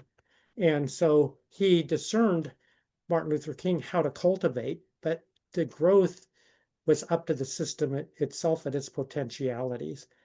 There's a little story I have of this. I skipped over it in my talk, but when I was a kid, I had a succulent I really liked, and I wanted it to grow fast. So I built a little greenhouse for it and put the greenhouse in the sun. It didn't grow faster. I killed it. So the story there is, you can cultivate. Those are where the techniques come in. But never move that you're making it happen, because that's the old left brain. If I do A, then B will happen. And that's like your incantation, or, the technology we have. Yes, and I can think of other ways that that works, because then once they started doing, whether it's the one person boycotted the bus, and then there's a lot of imitation once that action, in a very simplistic way, came out. Although it was organized, there was a willingness to imitate that. We can see in hindsight how it all worked out, but yeah, I would doubt in foresight they would have predicted if we did this, this, and this. Oh, They no, discerned no, this no. was the right thing to do. And then the own potentialities of the system and the way the world is, both at a natural level and at a level of society, there's a kind of engraced element to it that it actually worked out if you stay with the discernment. We have a question here. You emphasize tuning into whole systems, sensing where the system wants to go. Can you speak a little more of the role of the body in this tuning in? Okay, I mean, it's going to be different for each person, but I kind of feel, I have a certain feeling that goes along with it, of it gelling inside, a kind of things kind of clicking together, is the way I feel. Now, other people, I think being in tune with the body is important here. I think it differs from person to person. But even, I have studied more in the physics and things like this, and I remember Einstein saying he could feel when he was on the right track on the tips of his fingers. So there was a kinesthetic sense of what's going to happen. Other people, like Martha Beck, has written a lot. She was a former Mormon, on like Finding Your North Star. She's a kind of life coach. And she very much emphasizes being in tune with your body. So I would say you kind of have to find what works for you, and with a trusting attitude. Now, I don't think of going inward as so much of spirituality, we think of it as going inward. For me, what works is going outward. I mean, what really works is, like when I jog at night, especially, it's just becoming aware of the awe and mystery of the world around me, that anything works at all. And when I do that, I kind of sense God behind everything.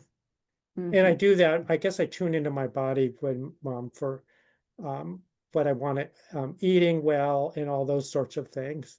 I think a lot of that, you will eat well if it's sort of like, it's the equivalent of getting rid of fear and anxiety, is we're programmed with certain cravings for like junk food, because that's what the companies do. And so if we have to trust, if we begin to get rid of that sort of thing, the positive will then start coming. Just like we get rid of the fear, then the faith will come. It's not something we can't make it happen, because that's going back into a left brain mode of thinking. It's from Dennis Johnson. You said there's a grace that enables scientists to understand how the world works. does that same grace help us to understand and create peace? Yeah, I think it does. But see, I think what's happened, and this is where I go back to Ian McGilchrist, is there's been a kind of his book, The Master and His Emissary. His idea is that the right brain needs to be the master because it's present to reality. Then it hands over to the left brain to make symbol systems and models. But the left brain is taken over because it doesn't recognize the right brain. As we see in the patients with right brain strokes, the left brain, when it's there, it denies reality. And so what we have is people haven't really thought a lot, at least it's not mainstream, of the world being in grace for peace. And so like with Jesus, when he talks about how to treat each other with generosity and things like that, the kingdom of heaven, and being like a mustard seed that grows, the smallest of seeds growing into a huge plant. He was believing that this wasn't just pie in the sky, but the world was really structured in that way. So, but we have to stick with it. And we have to kind of believe it's structured that way. Otherwise, we fall back into a left brain pattern, is what I would, off the top of my head, the kind of thing I would say about that. Rebecca asks, can you speak a little more about the body as a complex system and your Sure. experiments with vitamins? Okay, then- so I'm not a big vitamin taker, but way back in the 90s, I've always been interested in health foods because it seems that's the body is the most important thing you can maintain. I mean, your health matters more than anything else, like the money you have or anything. And so way back in the 90s, I was interested in health foods. And at the time, I remember there was all this stuff about antioxidants, that taking vitamin E or beta carotene. So we're just finding out about this stuff. And so you put these concentrated pills like a vitamin E or beta carotene, and the expectations were there were these powerful antioxidants and they would do all these positive things for you. Well, it turned out the beta carotene actually, instead of inhibiting cancer, often increased the cancer rate.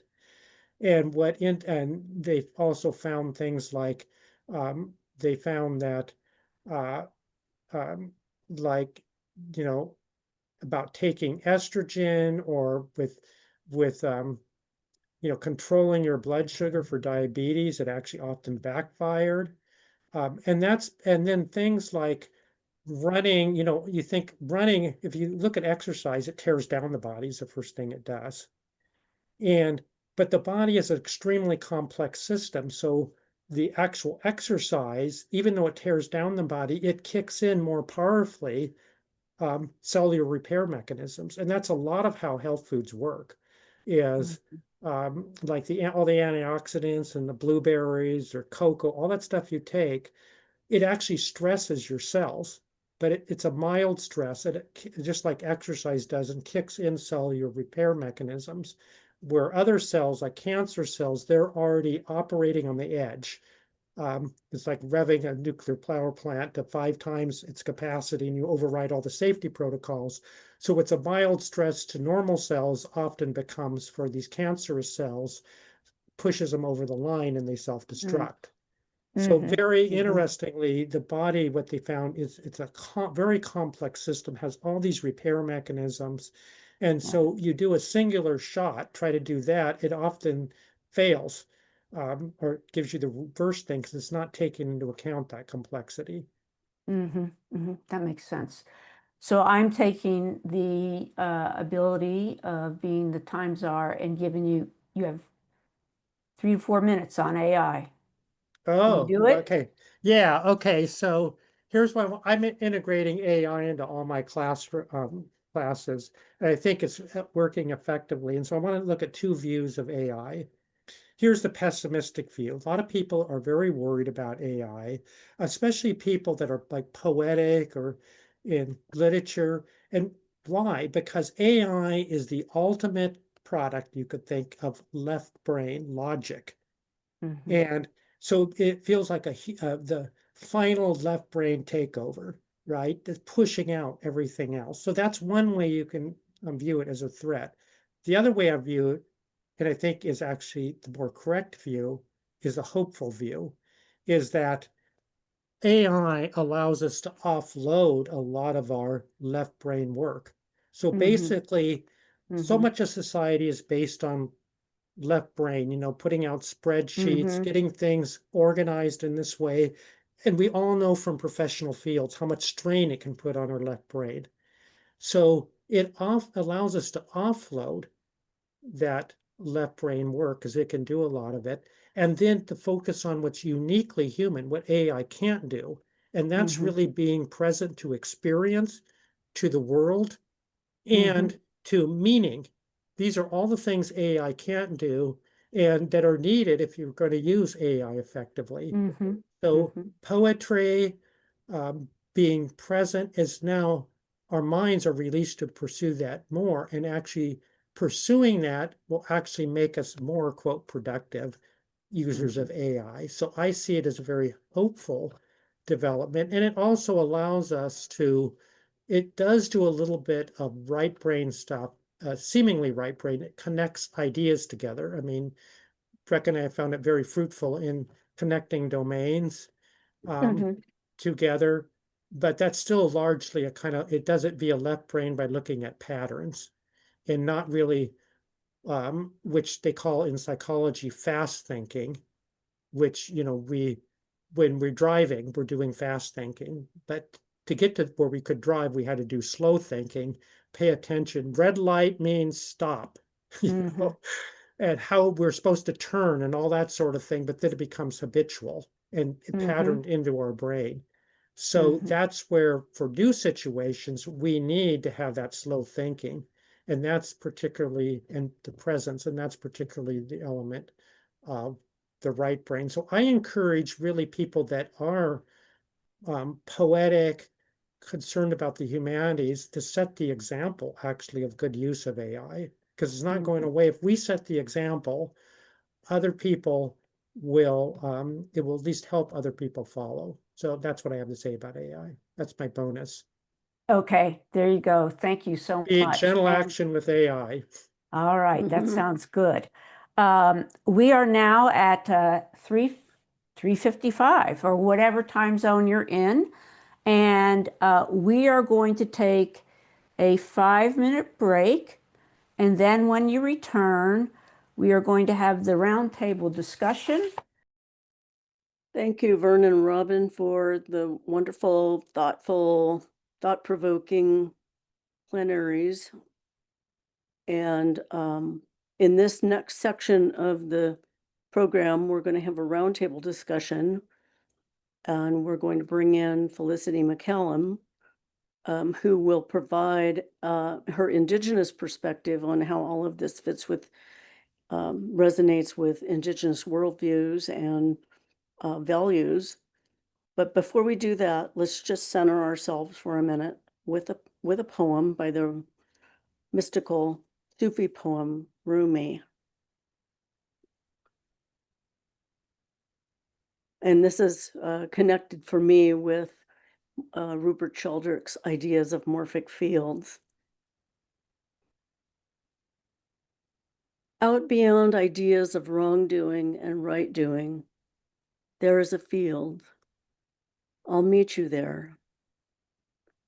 When the soul lies down in that grass, the world is too full to talk about. Ideas, language, even the phrase each other doesn't make any sense. The breeze at dawn has secrets to tell you. Don't go back to sleep. You must ask for what you really want. Don't go back to sleep. People are going back and forth across the doorsill where the two worlds touch. The door is round and open. Don't go back to sleep.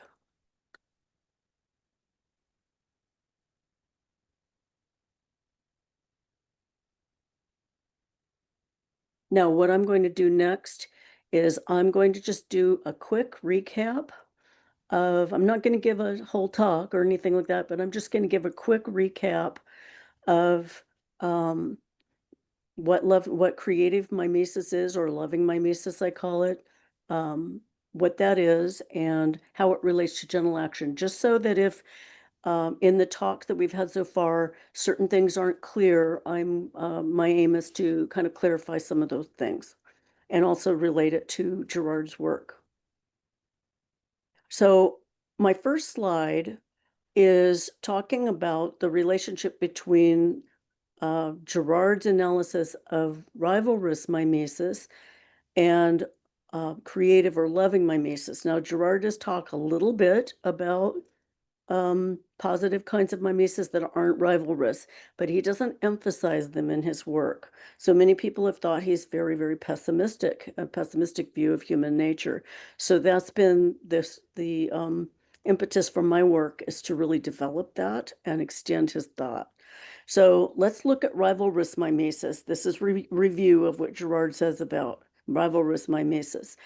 It's violent to self and others. Encounter with the other comes with a sense of metaphysical lack in myself, like Robin talked about. I'm envious. I see the other as an obstacle. I reach for the same object. If the model desires an object, I want it for myself. I deny the other is a model, and I pretend that my desire comes from myself. I shut down, it involves shutdown of emotions and creative options. There's tension with this kind of rivalrous mimetic desire. Then Girard talks about how this moves into doubling, and it moves into indifferentiation and rigidity. And eventually you get a mimetic crisis, and then you have scapegoating. So all of these terrible things come about through rivalrous mimesis in an escalating pattern that he's so good at identifying. And then he talks about how myth, ritual, and prohibition come out of the scapegoating moment, and those are the things that create culture. And those things are based upon a misapprehension or a lie about what's really happened with the scapegoat. The scapegoat is viewed as guilty by those who have scapegoated them. So fear is an underlying dynamic in all of this. And Girard uses the figure of Satan, talks about Satan as being a name for this rivalrous and scapegoating process, the satanic cycle. So let's look at creative mimesis in contrast. How creative mimesis works. This is non-rivalrous desire that the model has, that the person imitates. It's creative for the self and others. It's an encounter with the other with a sense of openness to the new and to a relationship. It's a conscious suspension of rivalrous feelings and grasping for objects. So becoming conscious is an important dimension, rather than just engaging in unconscious rivalry. Transcendent objects, which can be shared with a lack of appropriation, is a way that creative mimesis can happen. And Girard does talk about that a little bit, some. You have mutual mediation. You have flexibility, appropriate differentiation within relationship. You relax into transcendence and openness. There's flexibility. I said that already. The process allows new things to emerge, such as conversation, ideas, solutions to problems, connections, and so forth, which is all what we've been talking about. So deeply satisfying, effective, and strategic actions can emerge, which is the kind of emergent creativity that Vern talked about, and gentle action. These may lead to disproportionate effects for the size of the action. And this is, they're connected with the right action idea in Taoism. So we have new creative stories. Instead of scapegoating, we have new creative stories and situation appropriate actions. And we have healing. This is a healing narrative. And love is the underlying dynamic. And we could, in Christian theology, we would associate this with the Holy Spirit. Now, the Holy Spirit is something that Girard talks about a little bit, but he doesn't really develop it very much. And so that's part of what I've striven to do in my work. So let's talk for a minute about what creative mimesis is. Okay, this is just a working definition. Okay, so I would say creative mimesis, or loving mimesis, I call it sometimes, is imitating a model whose active desire for us and lack of rivalry opens up a space for both of us to have a future, creating a larger emergent place from which to see and act. Having a place from which to see and act is how I define subjectivity. So this is what I mean by saying that creative mimesis is desiring the subjectivity of self and others, self and other. So the model desires the other as a subject, not as an object in loving or creative mimesis. Mutual imitation and creative contagion happens, and it's always about self and other. There's a lack of appropriation in controlling others or their objects. There's an expansion of the self and other, and it's contagious. There's a conscious choice to grow, relax, let go of resentment, envy, fear, and grasping. And Robin touched on some of those things. So what creative mimesis is not, and this could be a whole paper in itself. So I'll just hit these points, and I'll have to develop them more later another time. So creative mimesis is not just imitating good external models, what Girard calls external mediation in a one-way hierarchy. Okay, that deserves a whole paper in itself. Creative mimesis is not getting obsessively stuck on just one model, like repetition compulsion, the way that Girard describes rivalrous mimesis as being. Creative mimesis is not wanting to control or diminish the other. I call that colonizing mimesis, even if it's done in the name of love. So when you have colonizing mimesis, you're actually trying to make the other be what you want them to be, or do what you want them to do in a forced way. So creative mimesis is not shutting down, abandoning, or scapegoating the self. Inappropriate kinds of self-sacrifice where as if it's a zero-sum game between you and the other. And so I give myself to the other, but then I scapegoat myself. So that's not what we're doing. And it's also not unconscious determinism. Girard emphasizes that we have free will and can choose even in the situation of rivalrous mimesis. Okay, so let's look now at creative mimesis and gentle action overlap. This is just a real quick kind of comparison side by side. And I got very excited about this spring when I was thinking about this conference. Both gentle action and creative mimesis share a certain sequence of actual events, like there's a process that you go through. This suggests they're talking about the same process. They're actually two names for something that's really the same thing. So the process starts with an organization in need of solutions or situation or a relationship. And Vern gave us some of those kinds of examples. Second, the second step of the process is we have an act of creative suspension. That's Pete's term. Or Girard uses the word creative renunciation, where you stop rivaling, stop the process of rivalry with other people, where you renounce rivalry. And in that, there's a withdrawal from judgment and the temptation to fix the situation or enter into rivalry. So that's also a parallel. Three, in this process, participants get into a state where they can perceive the whole. That's Pete's way of talking about it. Or I would say they get into a state where they can perceive self and other as being in the same field of meaning through loving or creative mimetic desire, rather than it being me against the other, the way that rivalrous mimesis is. The fourth step of the process is a new dynamic state of affairs begins to emerge, which is creative. and which can escalate to definitive actions appropriate to the situation. That's Pete's general action. Now, I would say this is the opposite of generative scapegoating.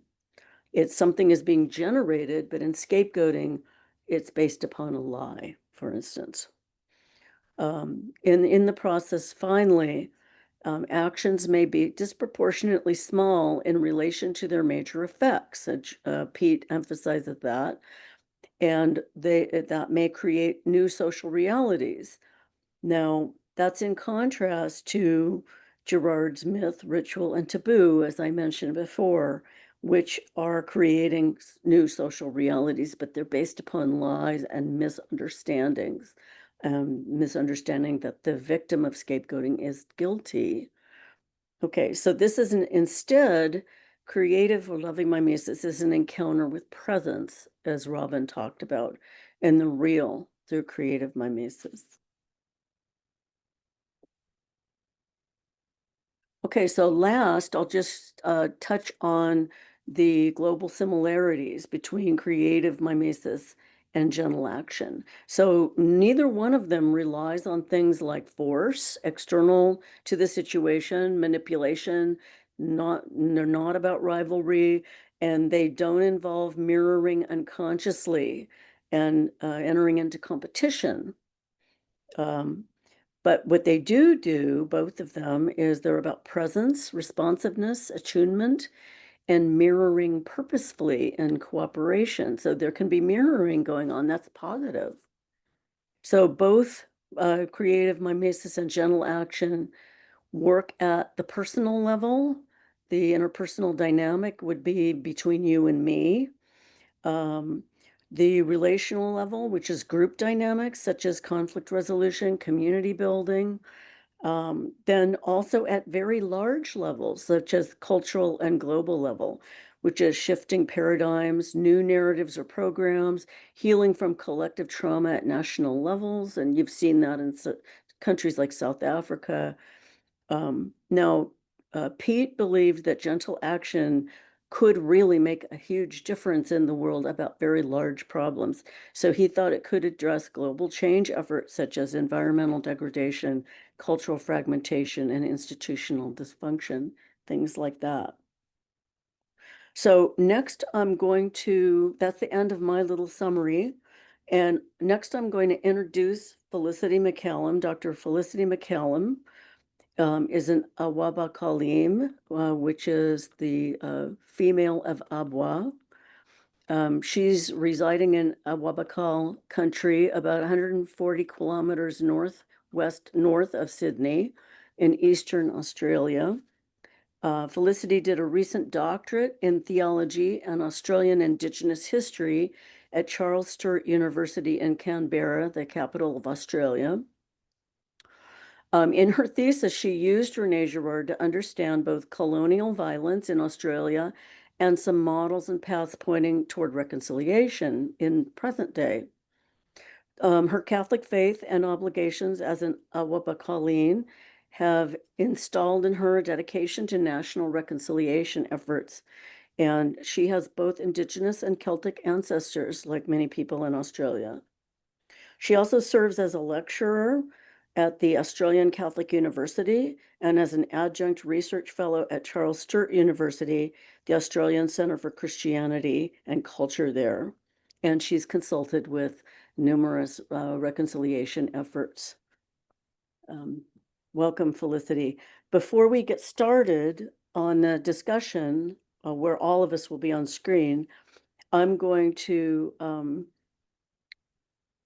just say something about what we're going to do, and then I will pose some questions. So we're going to be engaging in what some of us have called a generative dialogue. Vern talked about that, which is a term developed by physicist David Bohm. He was a colleague of David Pete. Generative dialogue emphasizes deep listening with a suspension of judgment. Doesn't mean you don't use your mind. It just means that you suspend that and allowing the ideas to develop and flow among the participants. And it's different from debate in that way, or even more left brain discussion. So One of my goals in the discussion is to have Felicity offer her Indigenous perspective on the ideas Vern and Robin have presented.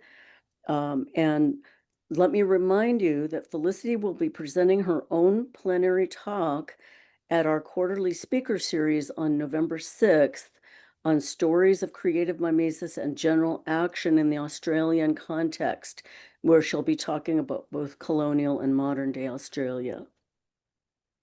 So here are some additional questions. This is just to prime us a little bit, as if we probably don't already have enough questions generated, but just to promise to get us going and suggest ways that this topic opens out onto many more issues. So first, I'll pose a spirituality question for the participants. So how do these plenaries help us to understand Girard's theory more deeply?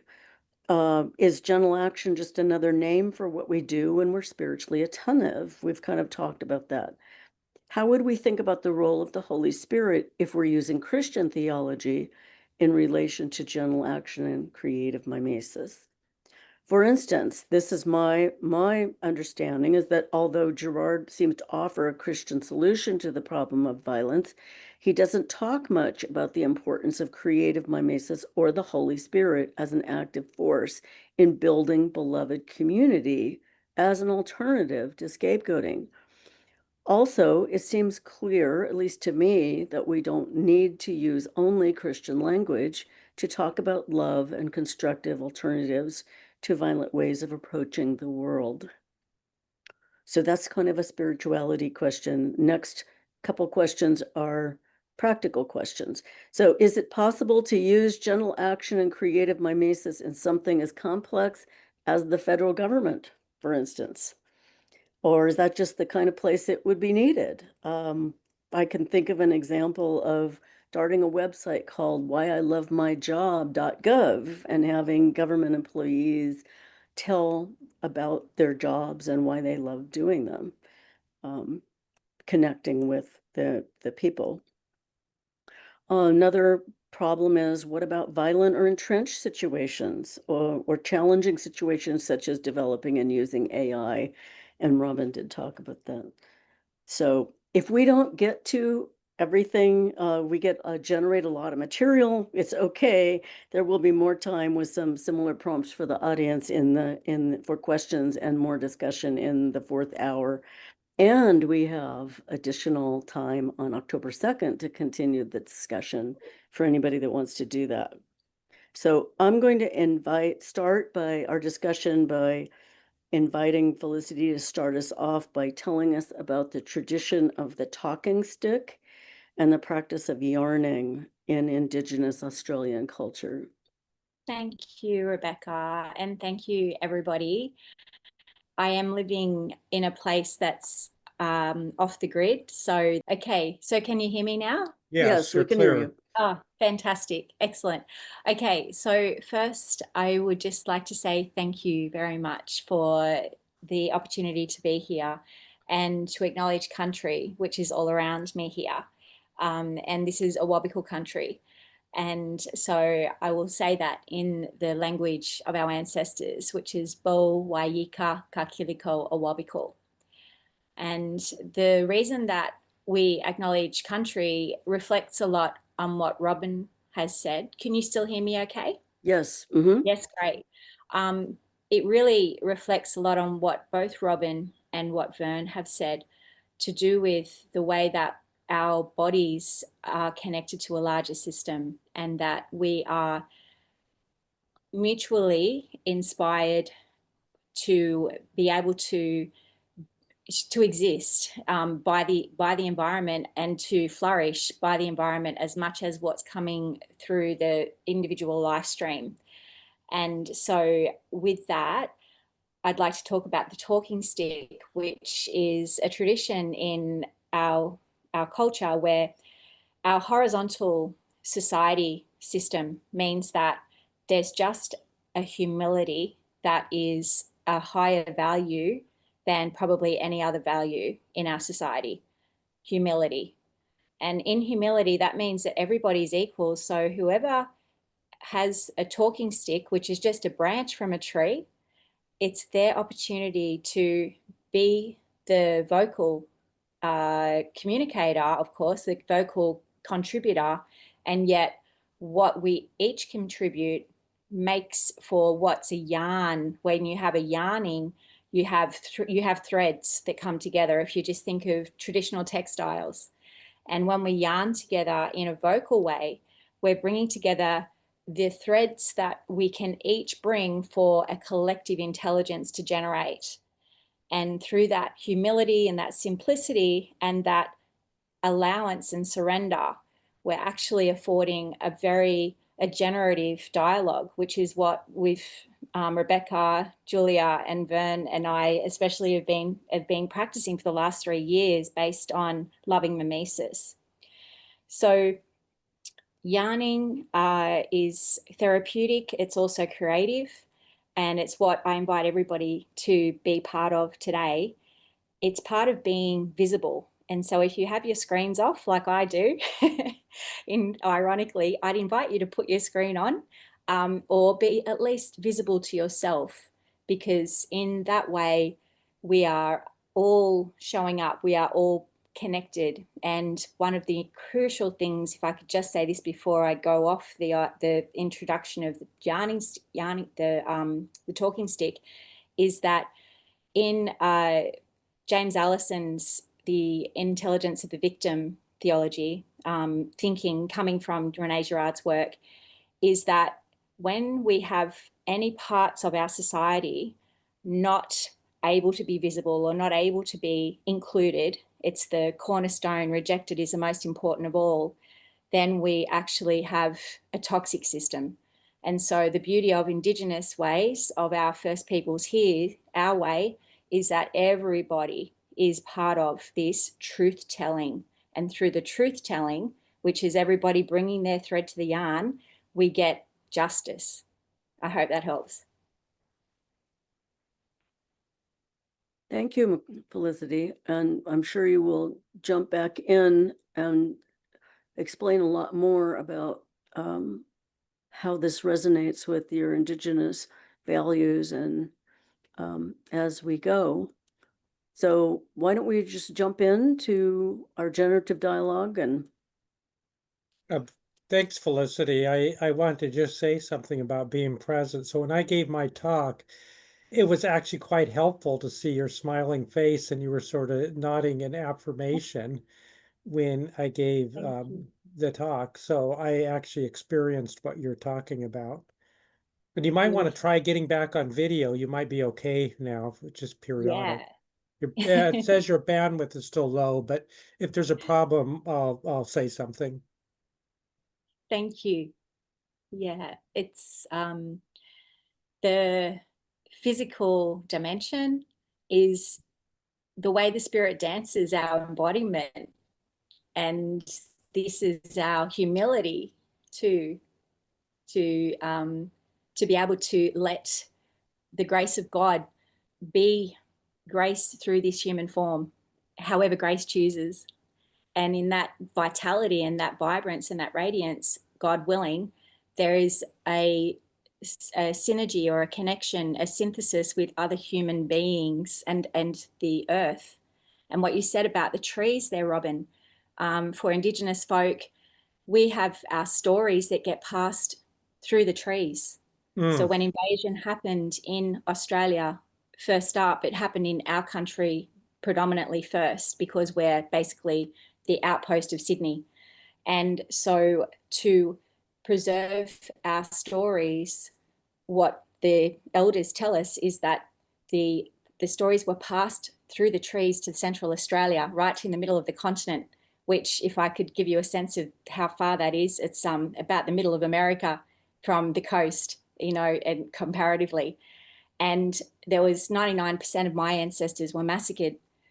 And so the folk in the middle of Australia, they held our stories for these last 200 years. And now when we, the surviving descendants, go out there, they give us back our stories, because the trees have held them, like they do with what you spoke about earlier in your talk, Robin. Yeah, what's interesting about that, but focusing on trees, is because we talk about tree huggers. You have the author of Lord of the Rings, you know, the whole, I'm just blanking on his name, but trees, Tolkien, trees being really important.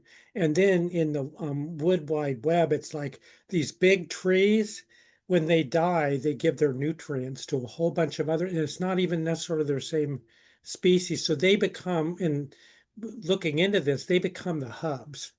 So the trees are the hubs of this whole, these big trees are the hubs of this entire network. And so it's interesting how we intuitively, we sense a kind of presence intuitively with trees, at least a lot of people do.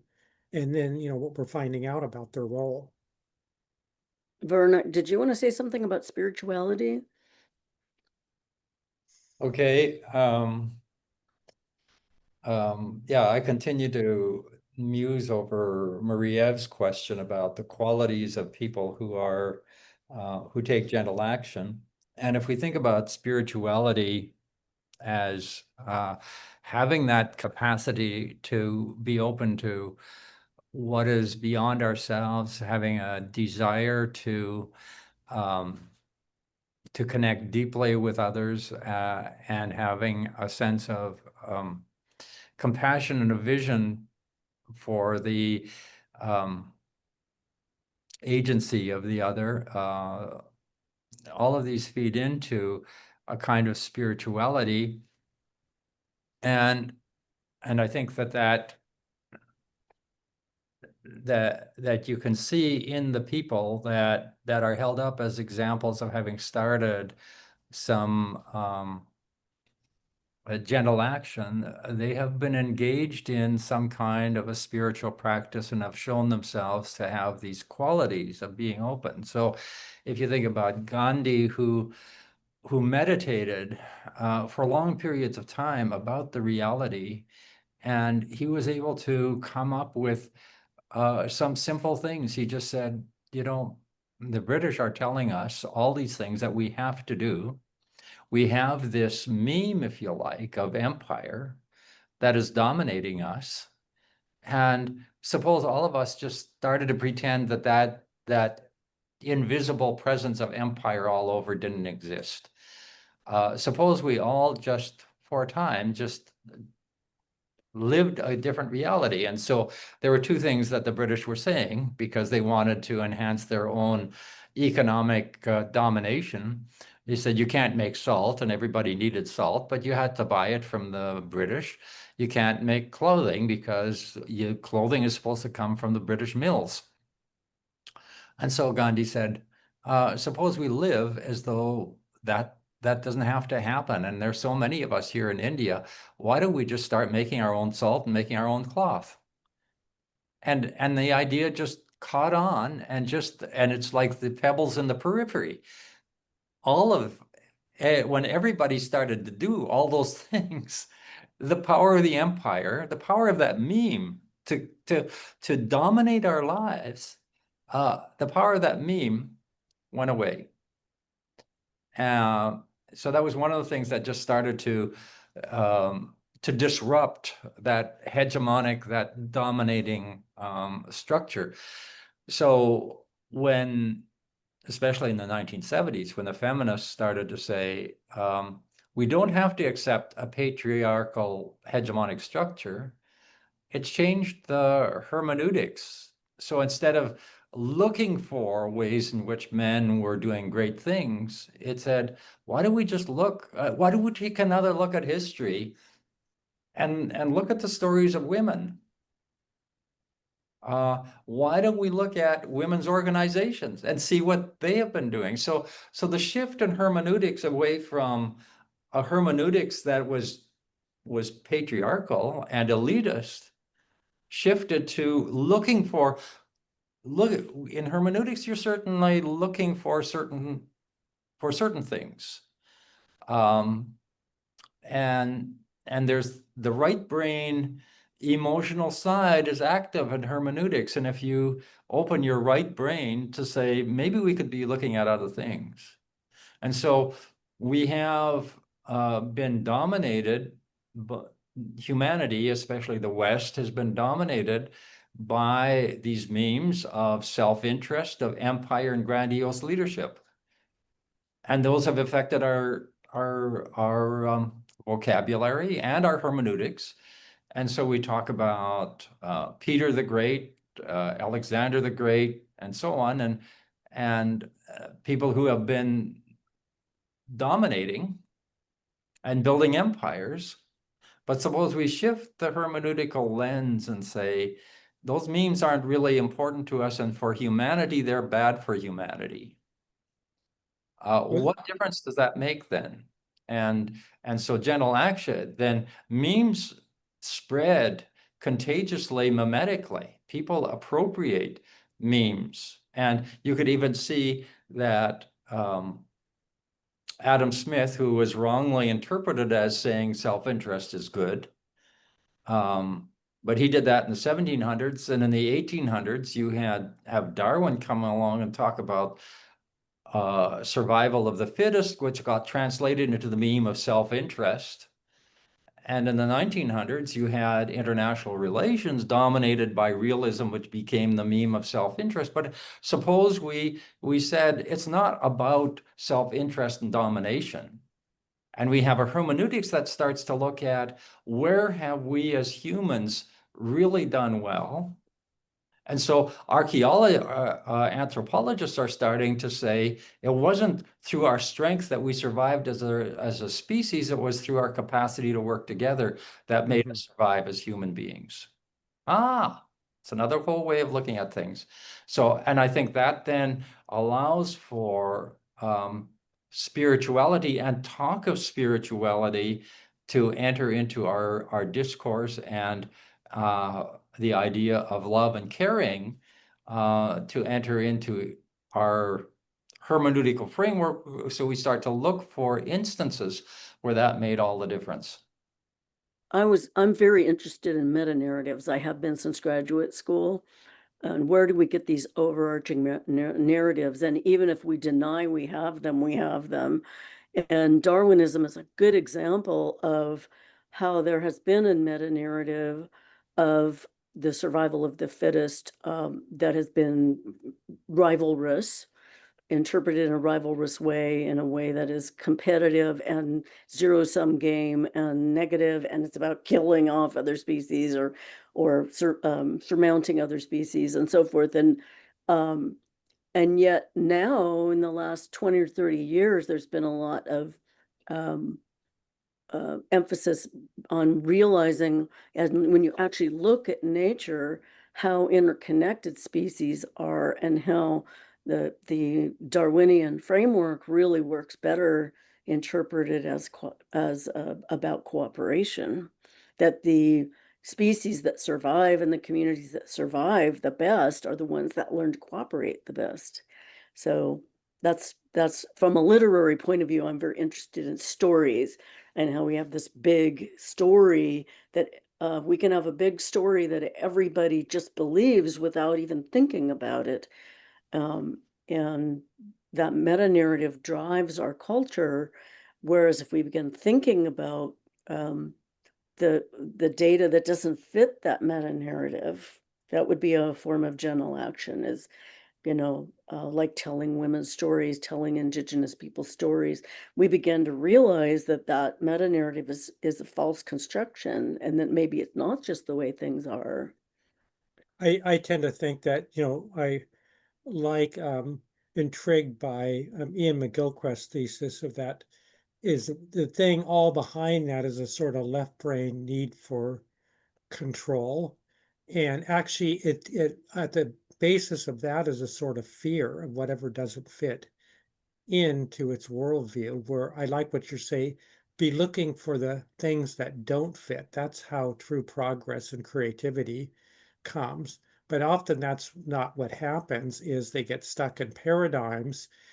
And because we want the cognitive control over the world, and I mean, I can give you a lot of quotations from people about this, how it's this fear of the unknown, things that don't fit. So they clamp down on this kind of left brain meta narrative. And And yeah, Could And I you see just, it in materialism and patriarchy, all that sort of thing. And we shouldn't be scapegoating the left brain. It shouldn't be the master. Hmm. Go ahead, Felicity. Yeah, so I'll turn my camera off because it works better this way. In the question about what kind of qualities are there for a person who is able to bring this gentle action into embodiment and into incarnation in the world. I really, when Vern was speaking about this earlier, it was beautiful because I was just getting this sense of how important being grounded, and I know you use that word, Robin, being grounded in a spiritual practice is. Mhm. That, Indigenous peoples and spiritual people who, when I say spiritual people, I mean people who foster their spirituality. We're same. We have that fifth dimension about the way that we discern and we detect and we honor life, all of life. And so the Holy Spirit in our spiritual, that is who we cultivate in our spiritual practice. This is how we get the courage and the guts and the grit to keep going with bringing these gentle and the vision and the confidence that what we are actually offering or serving or, on our knees, giving into the world with the trust and the hope that it'll bring goodness, that it's the Holy Spirit that nourishes that.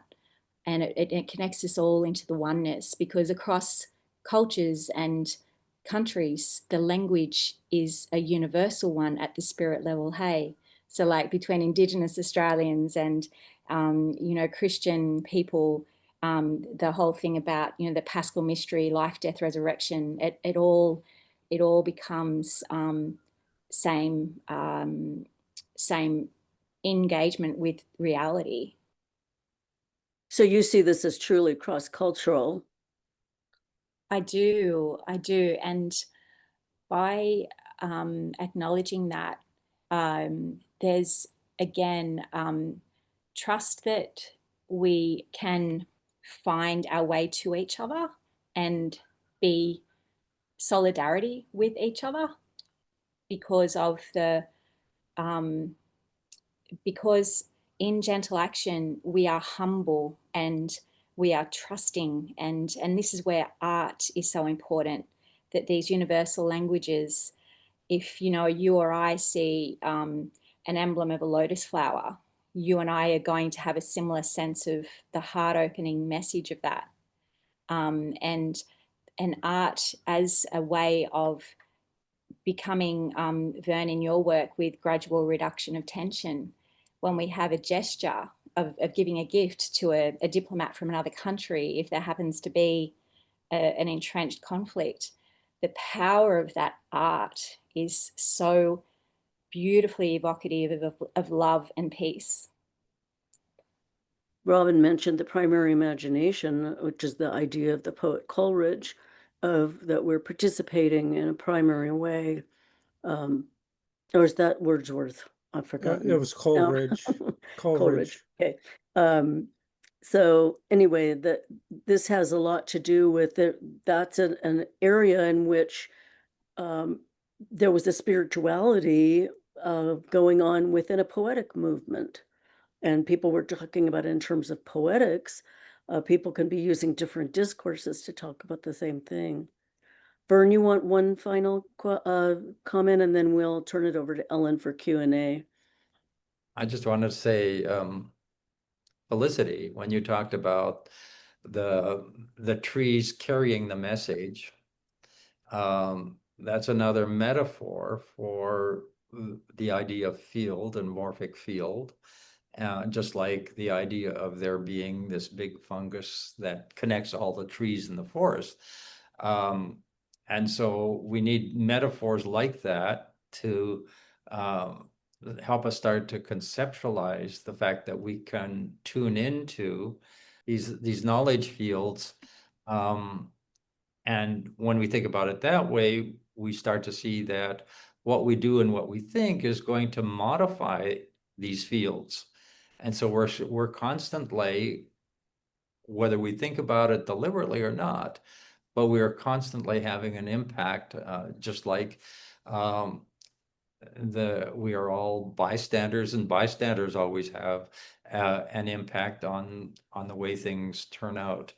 And so that means that the people who are sort of staying at home and praying, or you could say intuitively, or projecting intentions, or trying to call out positive energies, or even imagining new realities, that they are having an impact all the time.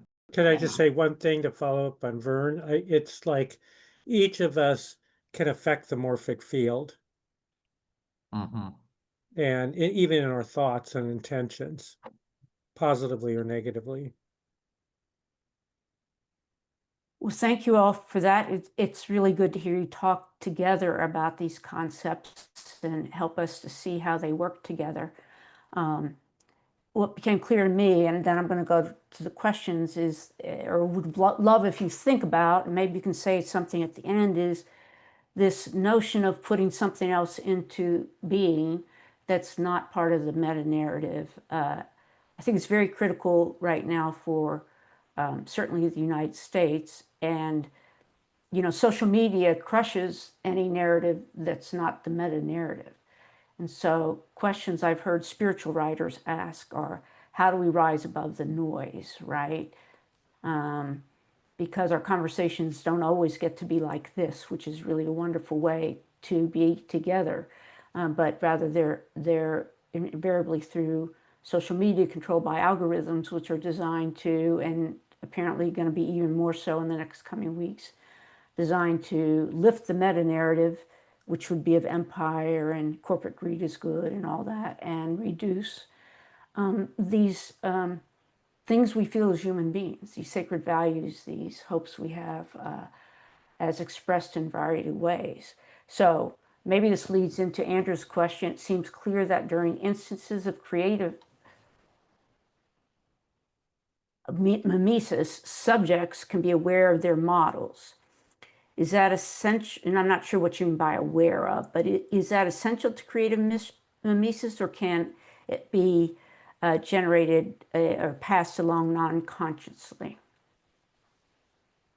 Mimesis is going to happen pre-cognitively and pre-linguistically, unconsciously, no matter. What our opportunity is, for the sake of a peaceful world, is that at our most impactful time of our lives, that we choose models of desire that are loving. Now this is Karen Berglund. Did I pronounce that right? Felicity, I am familiar with the culturally relevant talking stick example and analogy, which is embedded in communication and behavior mimetic themes internationally. Indigenous connected stories are significant to culture. Thank you for connecting your personal story.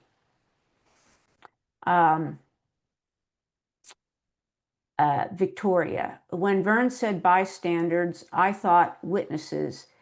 Any thoughts between the relationship between those two, bystander and witnesses? When I use the term bystander, I'm influenced by political psychologist Irvin Staub, who wrote a book called The Roots of Evil, in which he talks about the compliance of the bystanders as being significant in the emergence of violent systems. And he talks about how he did a lot of psychological testing that showed the power of the bystanders to influence people. And whether they show compliance or whether they object.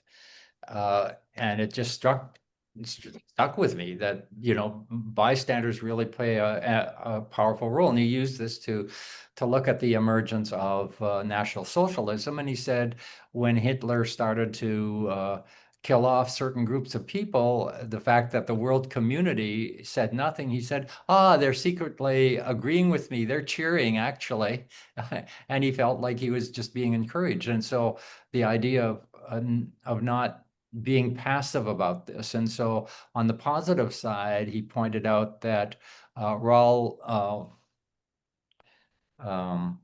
what's his last name? Wallenstein, anyway. He was the diplomat in Hungary who saved the lives of thousands, Raoul Wallenberg.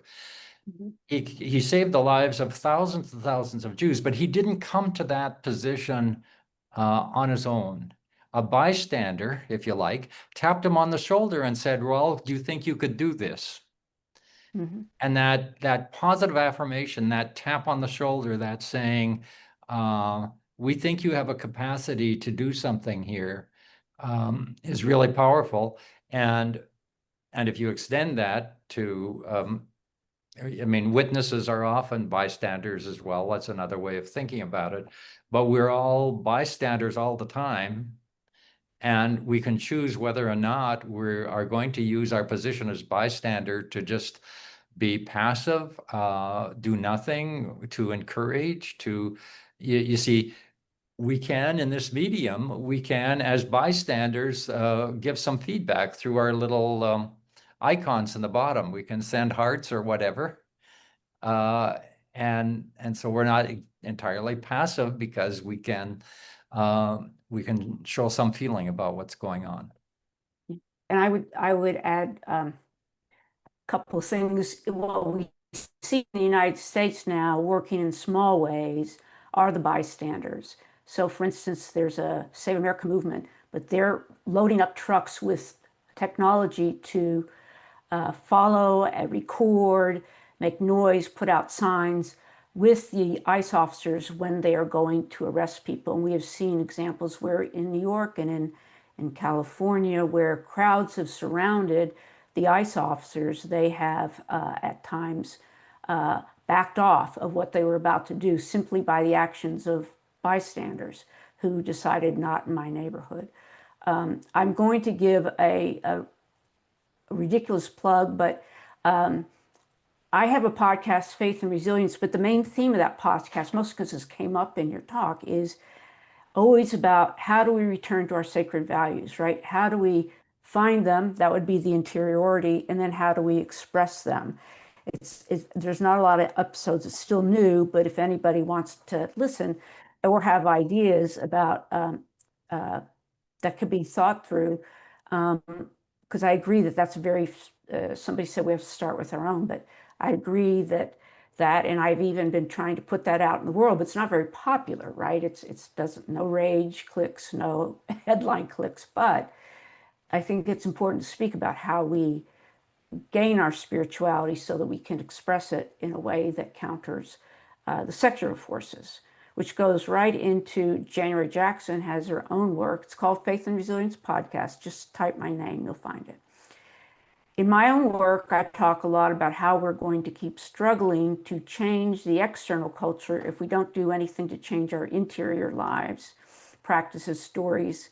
Precisely as Robin said, even when we think we've had an impact, even what we think may have an impact at the level of the morphic field. I think most of us are aware of the need for change at the collective external level. Can you speak a little bit more to the power of change in our inner lives? And I leave that to anybody. I don't see Felicity. Anybody wants to jump in on that? I would just go to say the whole thing here. I think really important is to see beyond the illusion of these systems of power, because you think about social media. Well, how in the world am I going to do anything about that? But I think we do have to keep our internal eyes on there's a much deeper order in the world, that I mean, I'm always impressed because, I do the physics, how I'm awestruck that the world works at all, that things are so ordered. There's so much grace in the world, and that real power that anything operates at all is built into the system. And if it wasn't there, it'd all be gone. And to see there's a far larger realm of power that these things, we give them, they're an illusion of power. And that's part of why we're trapped by the illusion, if we have to keep looking beyond that.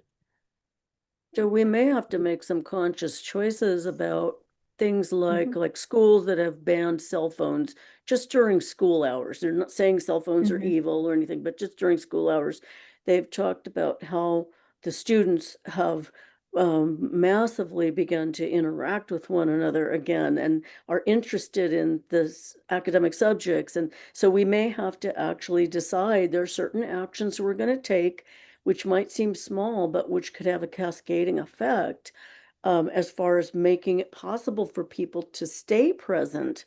We're enabling the students to flourish and stay present and develop and experience the world in that awestruck way by just simply not making them, forcing them to make the decision as individuals, but by saying, the school saying, we're just not going to have cell phones during school hours. And that's why I just mentioned, because January does some work and she's way out on the Northeast coast. I do some work.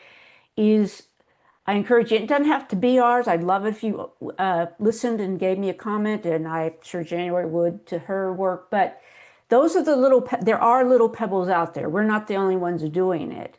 And it's trying to find a way to connect those. And I'll write up a piece, but Theology and Peace was at the Wild Goose Festival, which is in effect a way to bring all these pebbles together into one group, and everybody interacts together.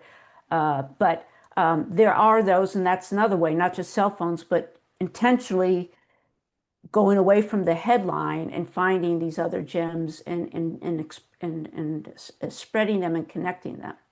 So we have, I think it's Jude. On the paradigm shift we were talking about earlier, from the great founders of empire to the role of synergy in social history, I notice in my church that we are beginning to talk publicly about how hagiography was sometimes twisted to portray saints as holy soldiers in order to meet the needs of the dying Byzantine Empire and to make them role models for soldiers, minimizing humility and love for others. What is interesting is that can be brought up publicly in medias in a church context, and the church context is still far from being aware of the nonviolent aspect of the Gospels. Sorry if this is kind of late in the discussion. It's all right. We opened it up for anything. If someone wants to take care of that, and then we'll go into a 5-minute break. I think that what you're saying there is exactly what we see happening even currently in churches, Christian nationalism. So I think the hijacking of the narratives or the actual grace in what moved our saints. Like I'm a very devout Catholic. I love my Catholic faith. It's a really central part of my imagination.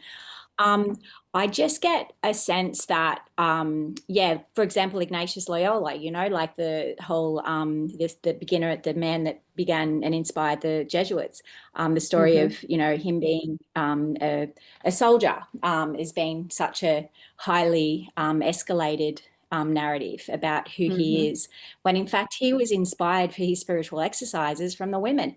And it was the women who had given him in the beginning the discernment exercises, who were the great benefactors of his incredible mission and work.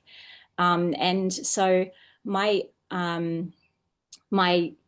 guess, commitment or passion about this is that we model and we encourage real curiosity and real determination to do the truth telling, to find the truth telling of who our people are, who our brothers and sisters in spirit are, who are our models, and help our young people to feel a flame with that, to get caught in that fire with us, because that's what is ultimately joy,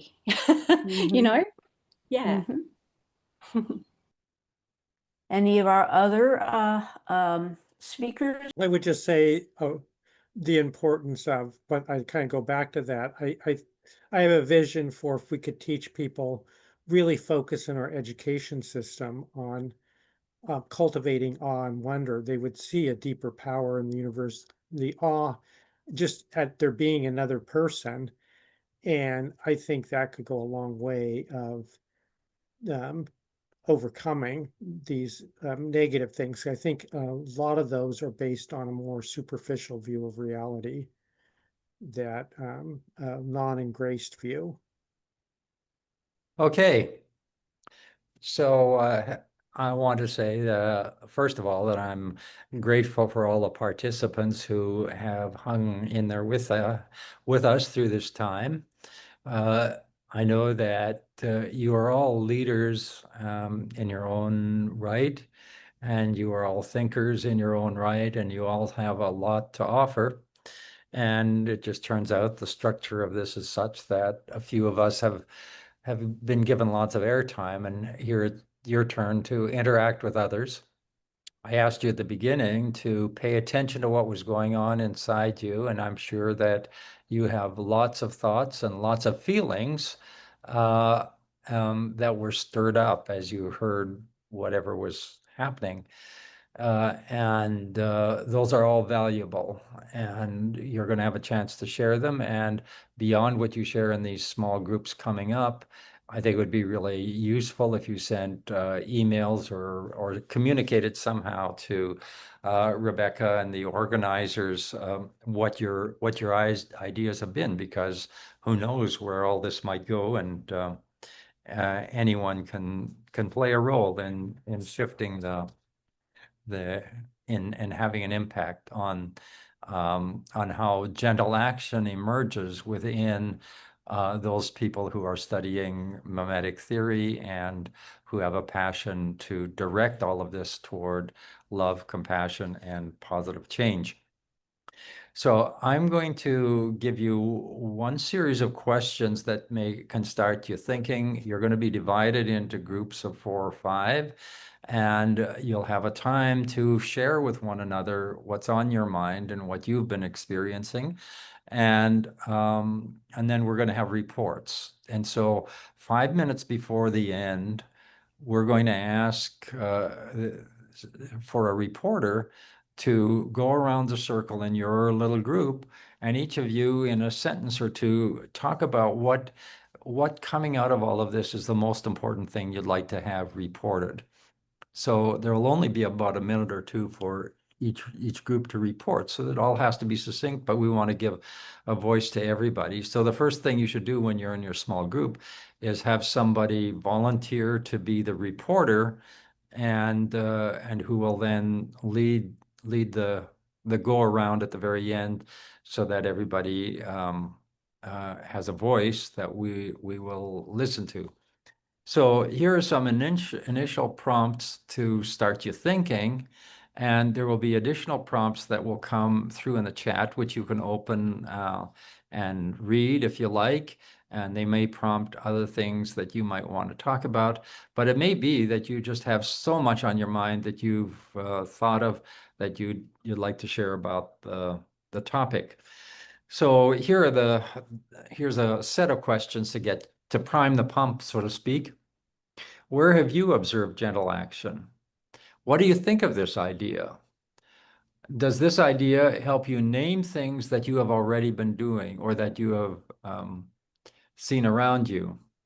Can you think of situations in which you might wish to try implementing gentle action, and maybe some of the people that are in your group could give you ideas as to how to get started? So with those questions, we'll go on to, you're going to be divided into groups, and you can start talking together.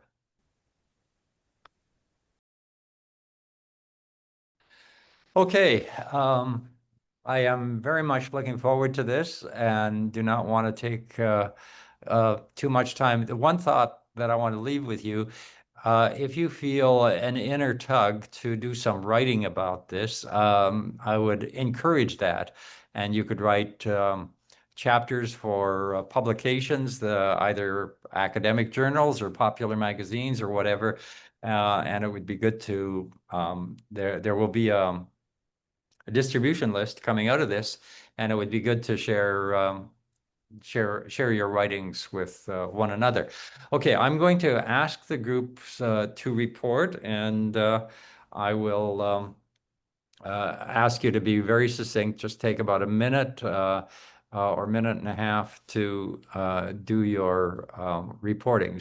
I got elected to be the reporter for group number 1, and we had a great discussion. We kind of only got to 2 of the questions about where we have observed gentle action and then what are some situations where we want to try implementing it. But the insights that people are coming away with, a lot of the stuff about the left brain, right brain dichotomy was very, very helpful to the folks in our group, and understanding the ways that the left brain tries to exile the experiences of the right brain and tries to turn off or deny experiential reality. That was very surprising for folks, and there's a lot more to think about there. And then I think all of us are going to go get the Gentle Action book and read more on it, because none of us had heard it before. So, okay, so we spoke about a lot of things, but I just realized that the very last word that was spoken there was forgiveness. And I have a feeling that this topic was kind of, it was around much of what we talked about. At first, I think it was Paul who said that gentle action made him think of Jesus and his beatitude for his lynchers. And he mentioned that the phrase "blessed are the meek" could be translated as "blessed are the gentle." And I mentioned, this is my first time in Theology and Peace, but so I mentioned that I work with comedy in Brazil, and I kind of do see my art form as I write for sitcoms, so I do see my art form as a kind of a gentle action that we're trying to do for the rest of society, and it has a lot to do with forgiveness, because it's about the whole sitcom form is about forgiveness. So we also talked about how Jesus has this approach of non-confrontation, of responding with parables and focusing on the small figures, and which is again also kind of like what we do in comedy, because we always focus on the weakest character morally and it's socially. And yeah, well, we talked about a lot of things, but I think that this idea of forgiveness was kind of around much of what we spoke about, and we were also kind of, all of us were kind of in awe of this, of how we talked here about the power of nature, and about this idea that the simplest things can move, and how nature is built that way. We were all kind of in awe about this, I think. We talked about a lot of different things, and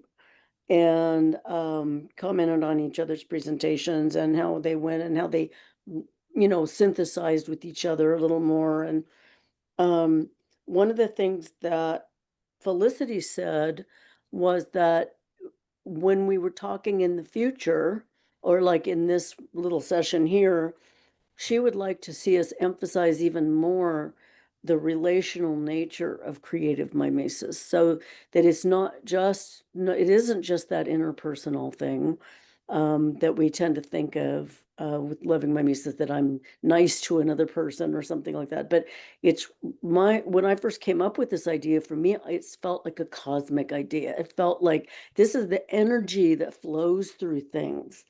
This is the big picture, like a global concept.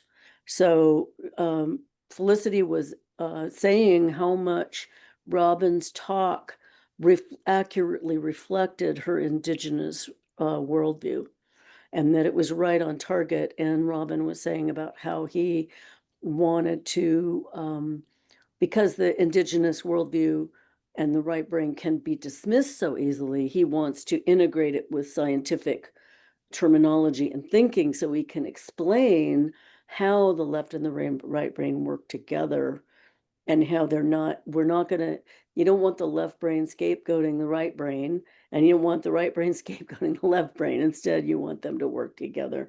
So that was some of the things that Felicity said about that this is a big, really big picture concept of how all things in nature are interconnected, including animals, soil, our bodies, and so forth. So our group, we had 3 persons from California, 1 from Maryland, and 1 from Canada. And we started out citing examples of gentle action. For example, someone mentioned suspended judgment in the family dynamics, and then another person's mentioned contemplative labyrinth action.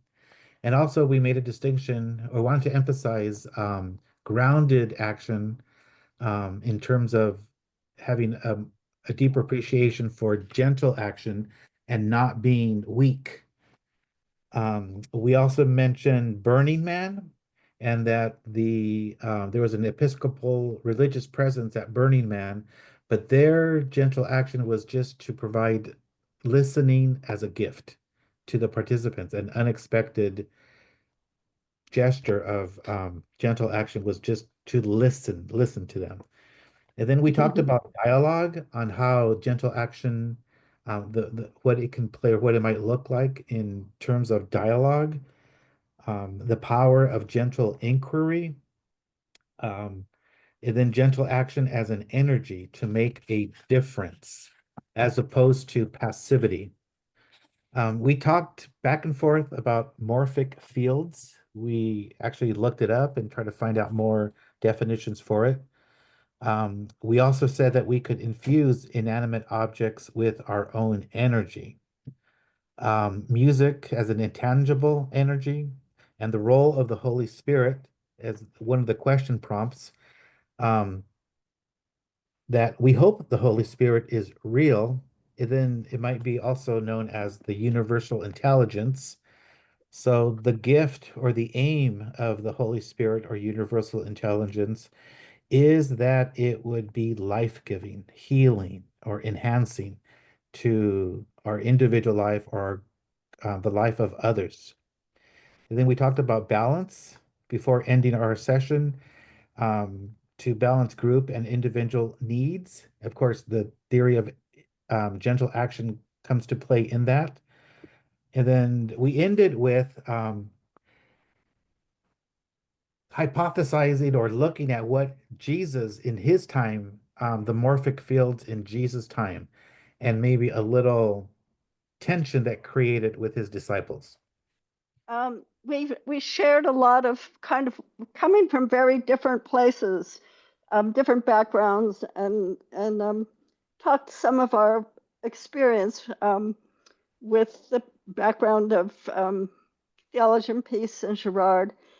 We talked about boundaries and the significance of boundaries and how we're interconnected, and how our boundaries can become permeable, how we both maintain boundaries appropriately at the same time, at one and the same time, try to stay open and hear, taking care of self and being open to reality and to others.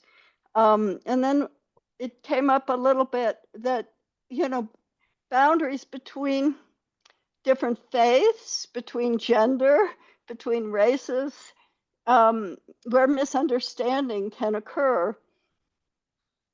How there was some sharing about some efforts to try to think about how gentle action looks when you're coming up against some boundary that feels impermeable, and how, what does that look like, and not to just be to walk away, but how do we speak to the reality of difference and not just say we're all the same.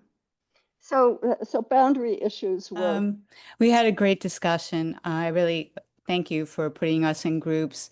We started right away by affirming Rebecca's list of in which he highlights creative mimesis, how helpful that is, and how there's so many items there, and that some of us, having been in Theology and Peace at the very beginning, and for so long, we were focused on like diagnosing negative mimesis and rivalry, and how wonderful it is that Theology and Peace now is turned to this positive focus of creative mimesis, of gentle action. Our group was really diverse. We shared how our experiences of gentle action and how they impacted our environments, where we could recognize it had already, we'd already experienced it. And one was moving into a neighborhood where people were really suspicious of each other. And just a simple act of knocking on doors and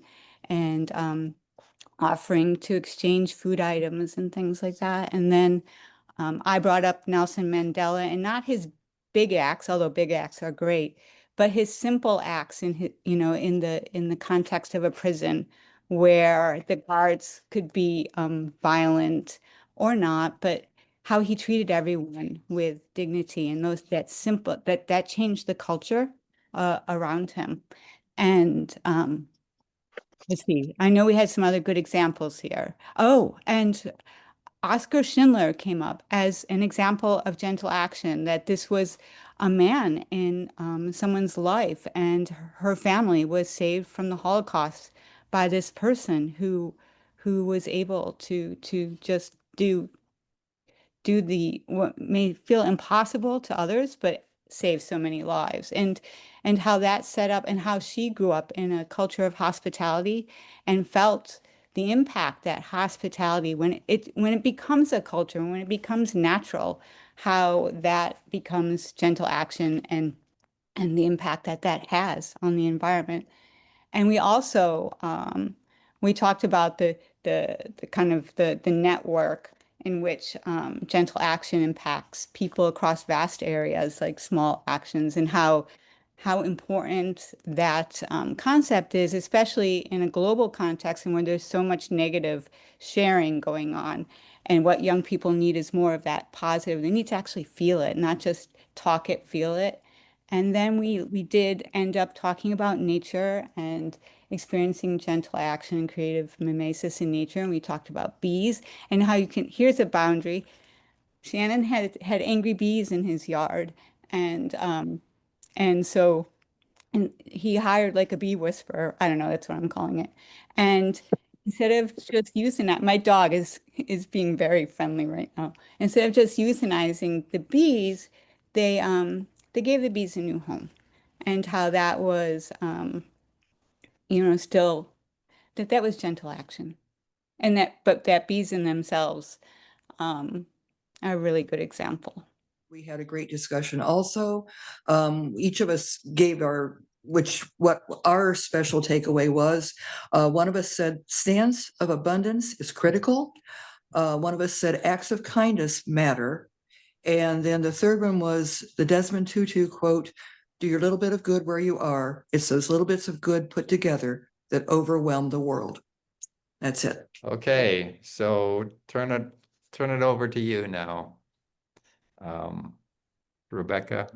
Thank you, everybody, for participating the way you did. I wish we had more time. That's why I'm going to remind you once again that we have optional follow-up discussion if you want to continue talking about these issues with people who were here and with other people that might not have been here. We have a follow-up discussion on October 2nd at our regular Theology and Peace evening meeting. It's always the first meeting, Thursday of the month. It's on October 2nd. Another thing you can do to follow up is, I know this sounds funny, but ChatGPT or another AI tool can actually give you all kinds of great ideas, put things together. If you use it as kind of a dialogue partner, put in your questions or comments, and it will come up with material that you will spur your thinking. So just to remind everybody that we will be sending out a letter about 2 weeks after the conference, toward the end of September, that's going to have the reminder about the October 2nd session in it. And it will be the same link as today. We'll have the link there. And it's going to have all the materials from the conference, everything you saw on the screen, and the prompts and things like that, and the recording of the entire event. So we'll send that to everybody that was registered. On that letter, you'll also have an opt-in reply, which means you can always respond at any point to that letter, which will come to Andrew.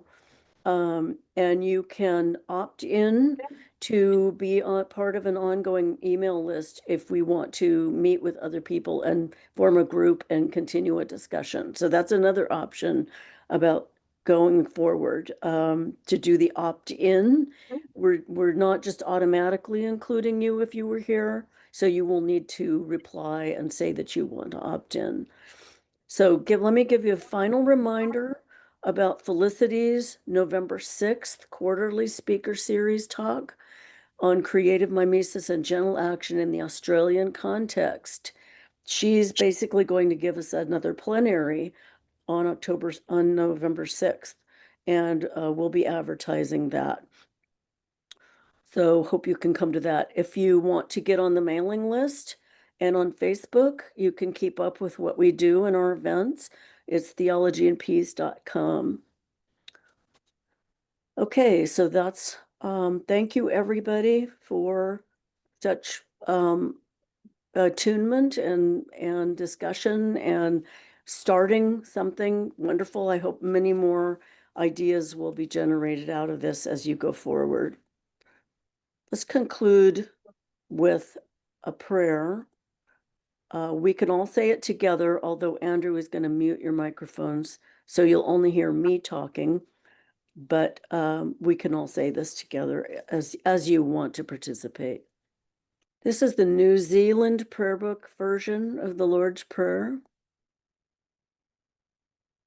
And that prayer book was written to be intentionally inclusive of Indigenous experience and idioms. And this is the version of the Lord's Prayer in an Indigenous idiom. Eternal Spirit, Earth Maker, Pain Bearer, Life Giver, Source of all that is and that shall be, Father and Mother of us all, loving God in whom is heaven, the hallowing of your name echo through the universe. The way of your justice be followed by the peoples of the world. Your heavenly will be done by all created beings. Your commonwealth of peace and freedom sustain our hope and come on earth. With the bread we need for today, feed us. In the hurts we absorb from one another, forgive us. In times of temptation and test, strengthen us. From trials too great to endure, spare us. From the grip of all that is evil, free us. For you reign in the glory of the power that is love, now and forever. Amen. Thank you, everybody, for coming and sharing yourselves.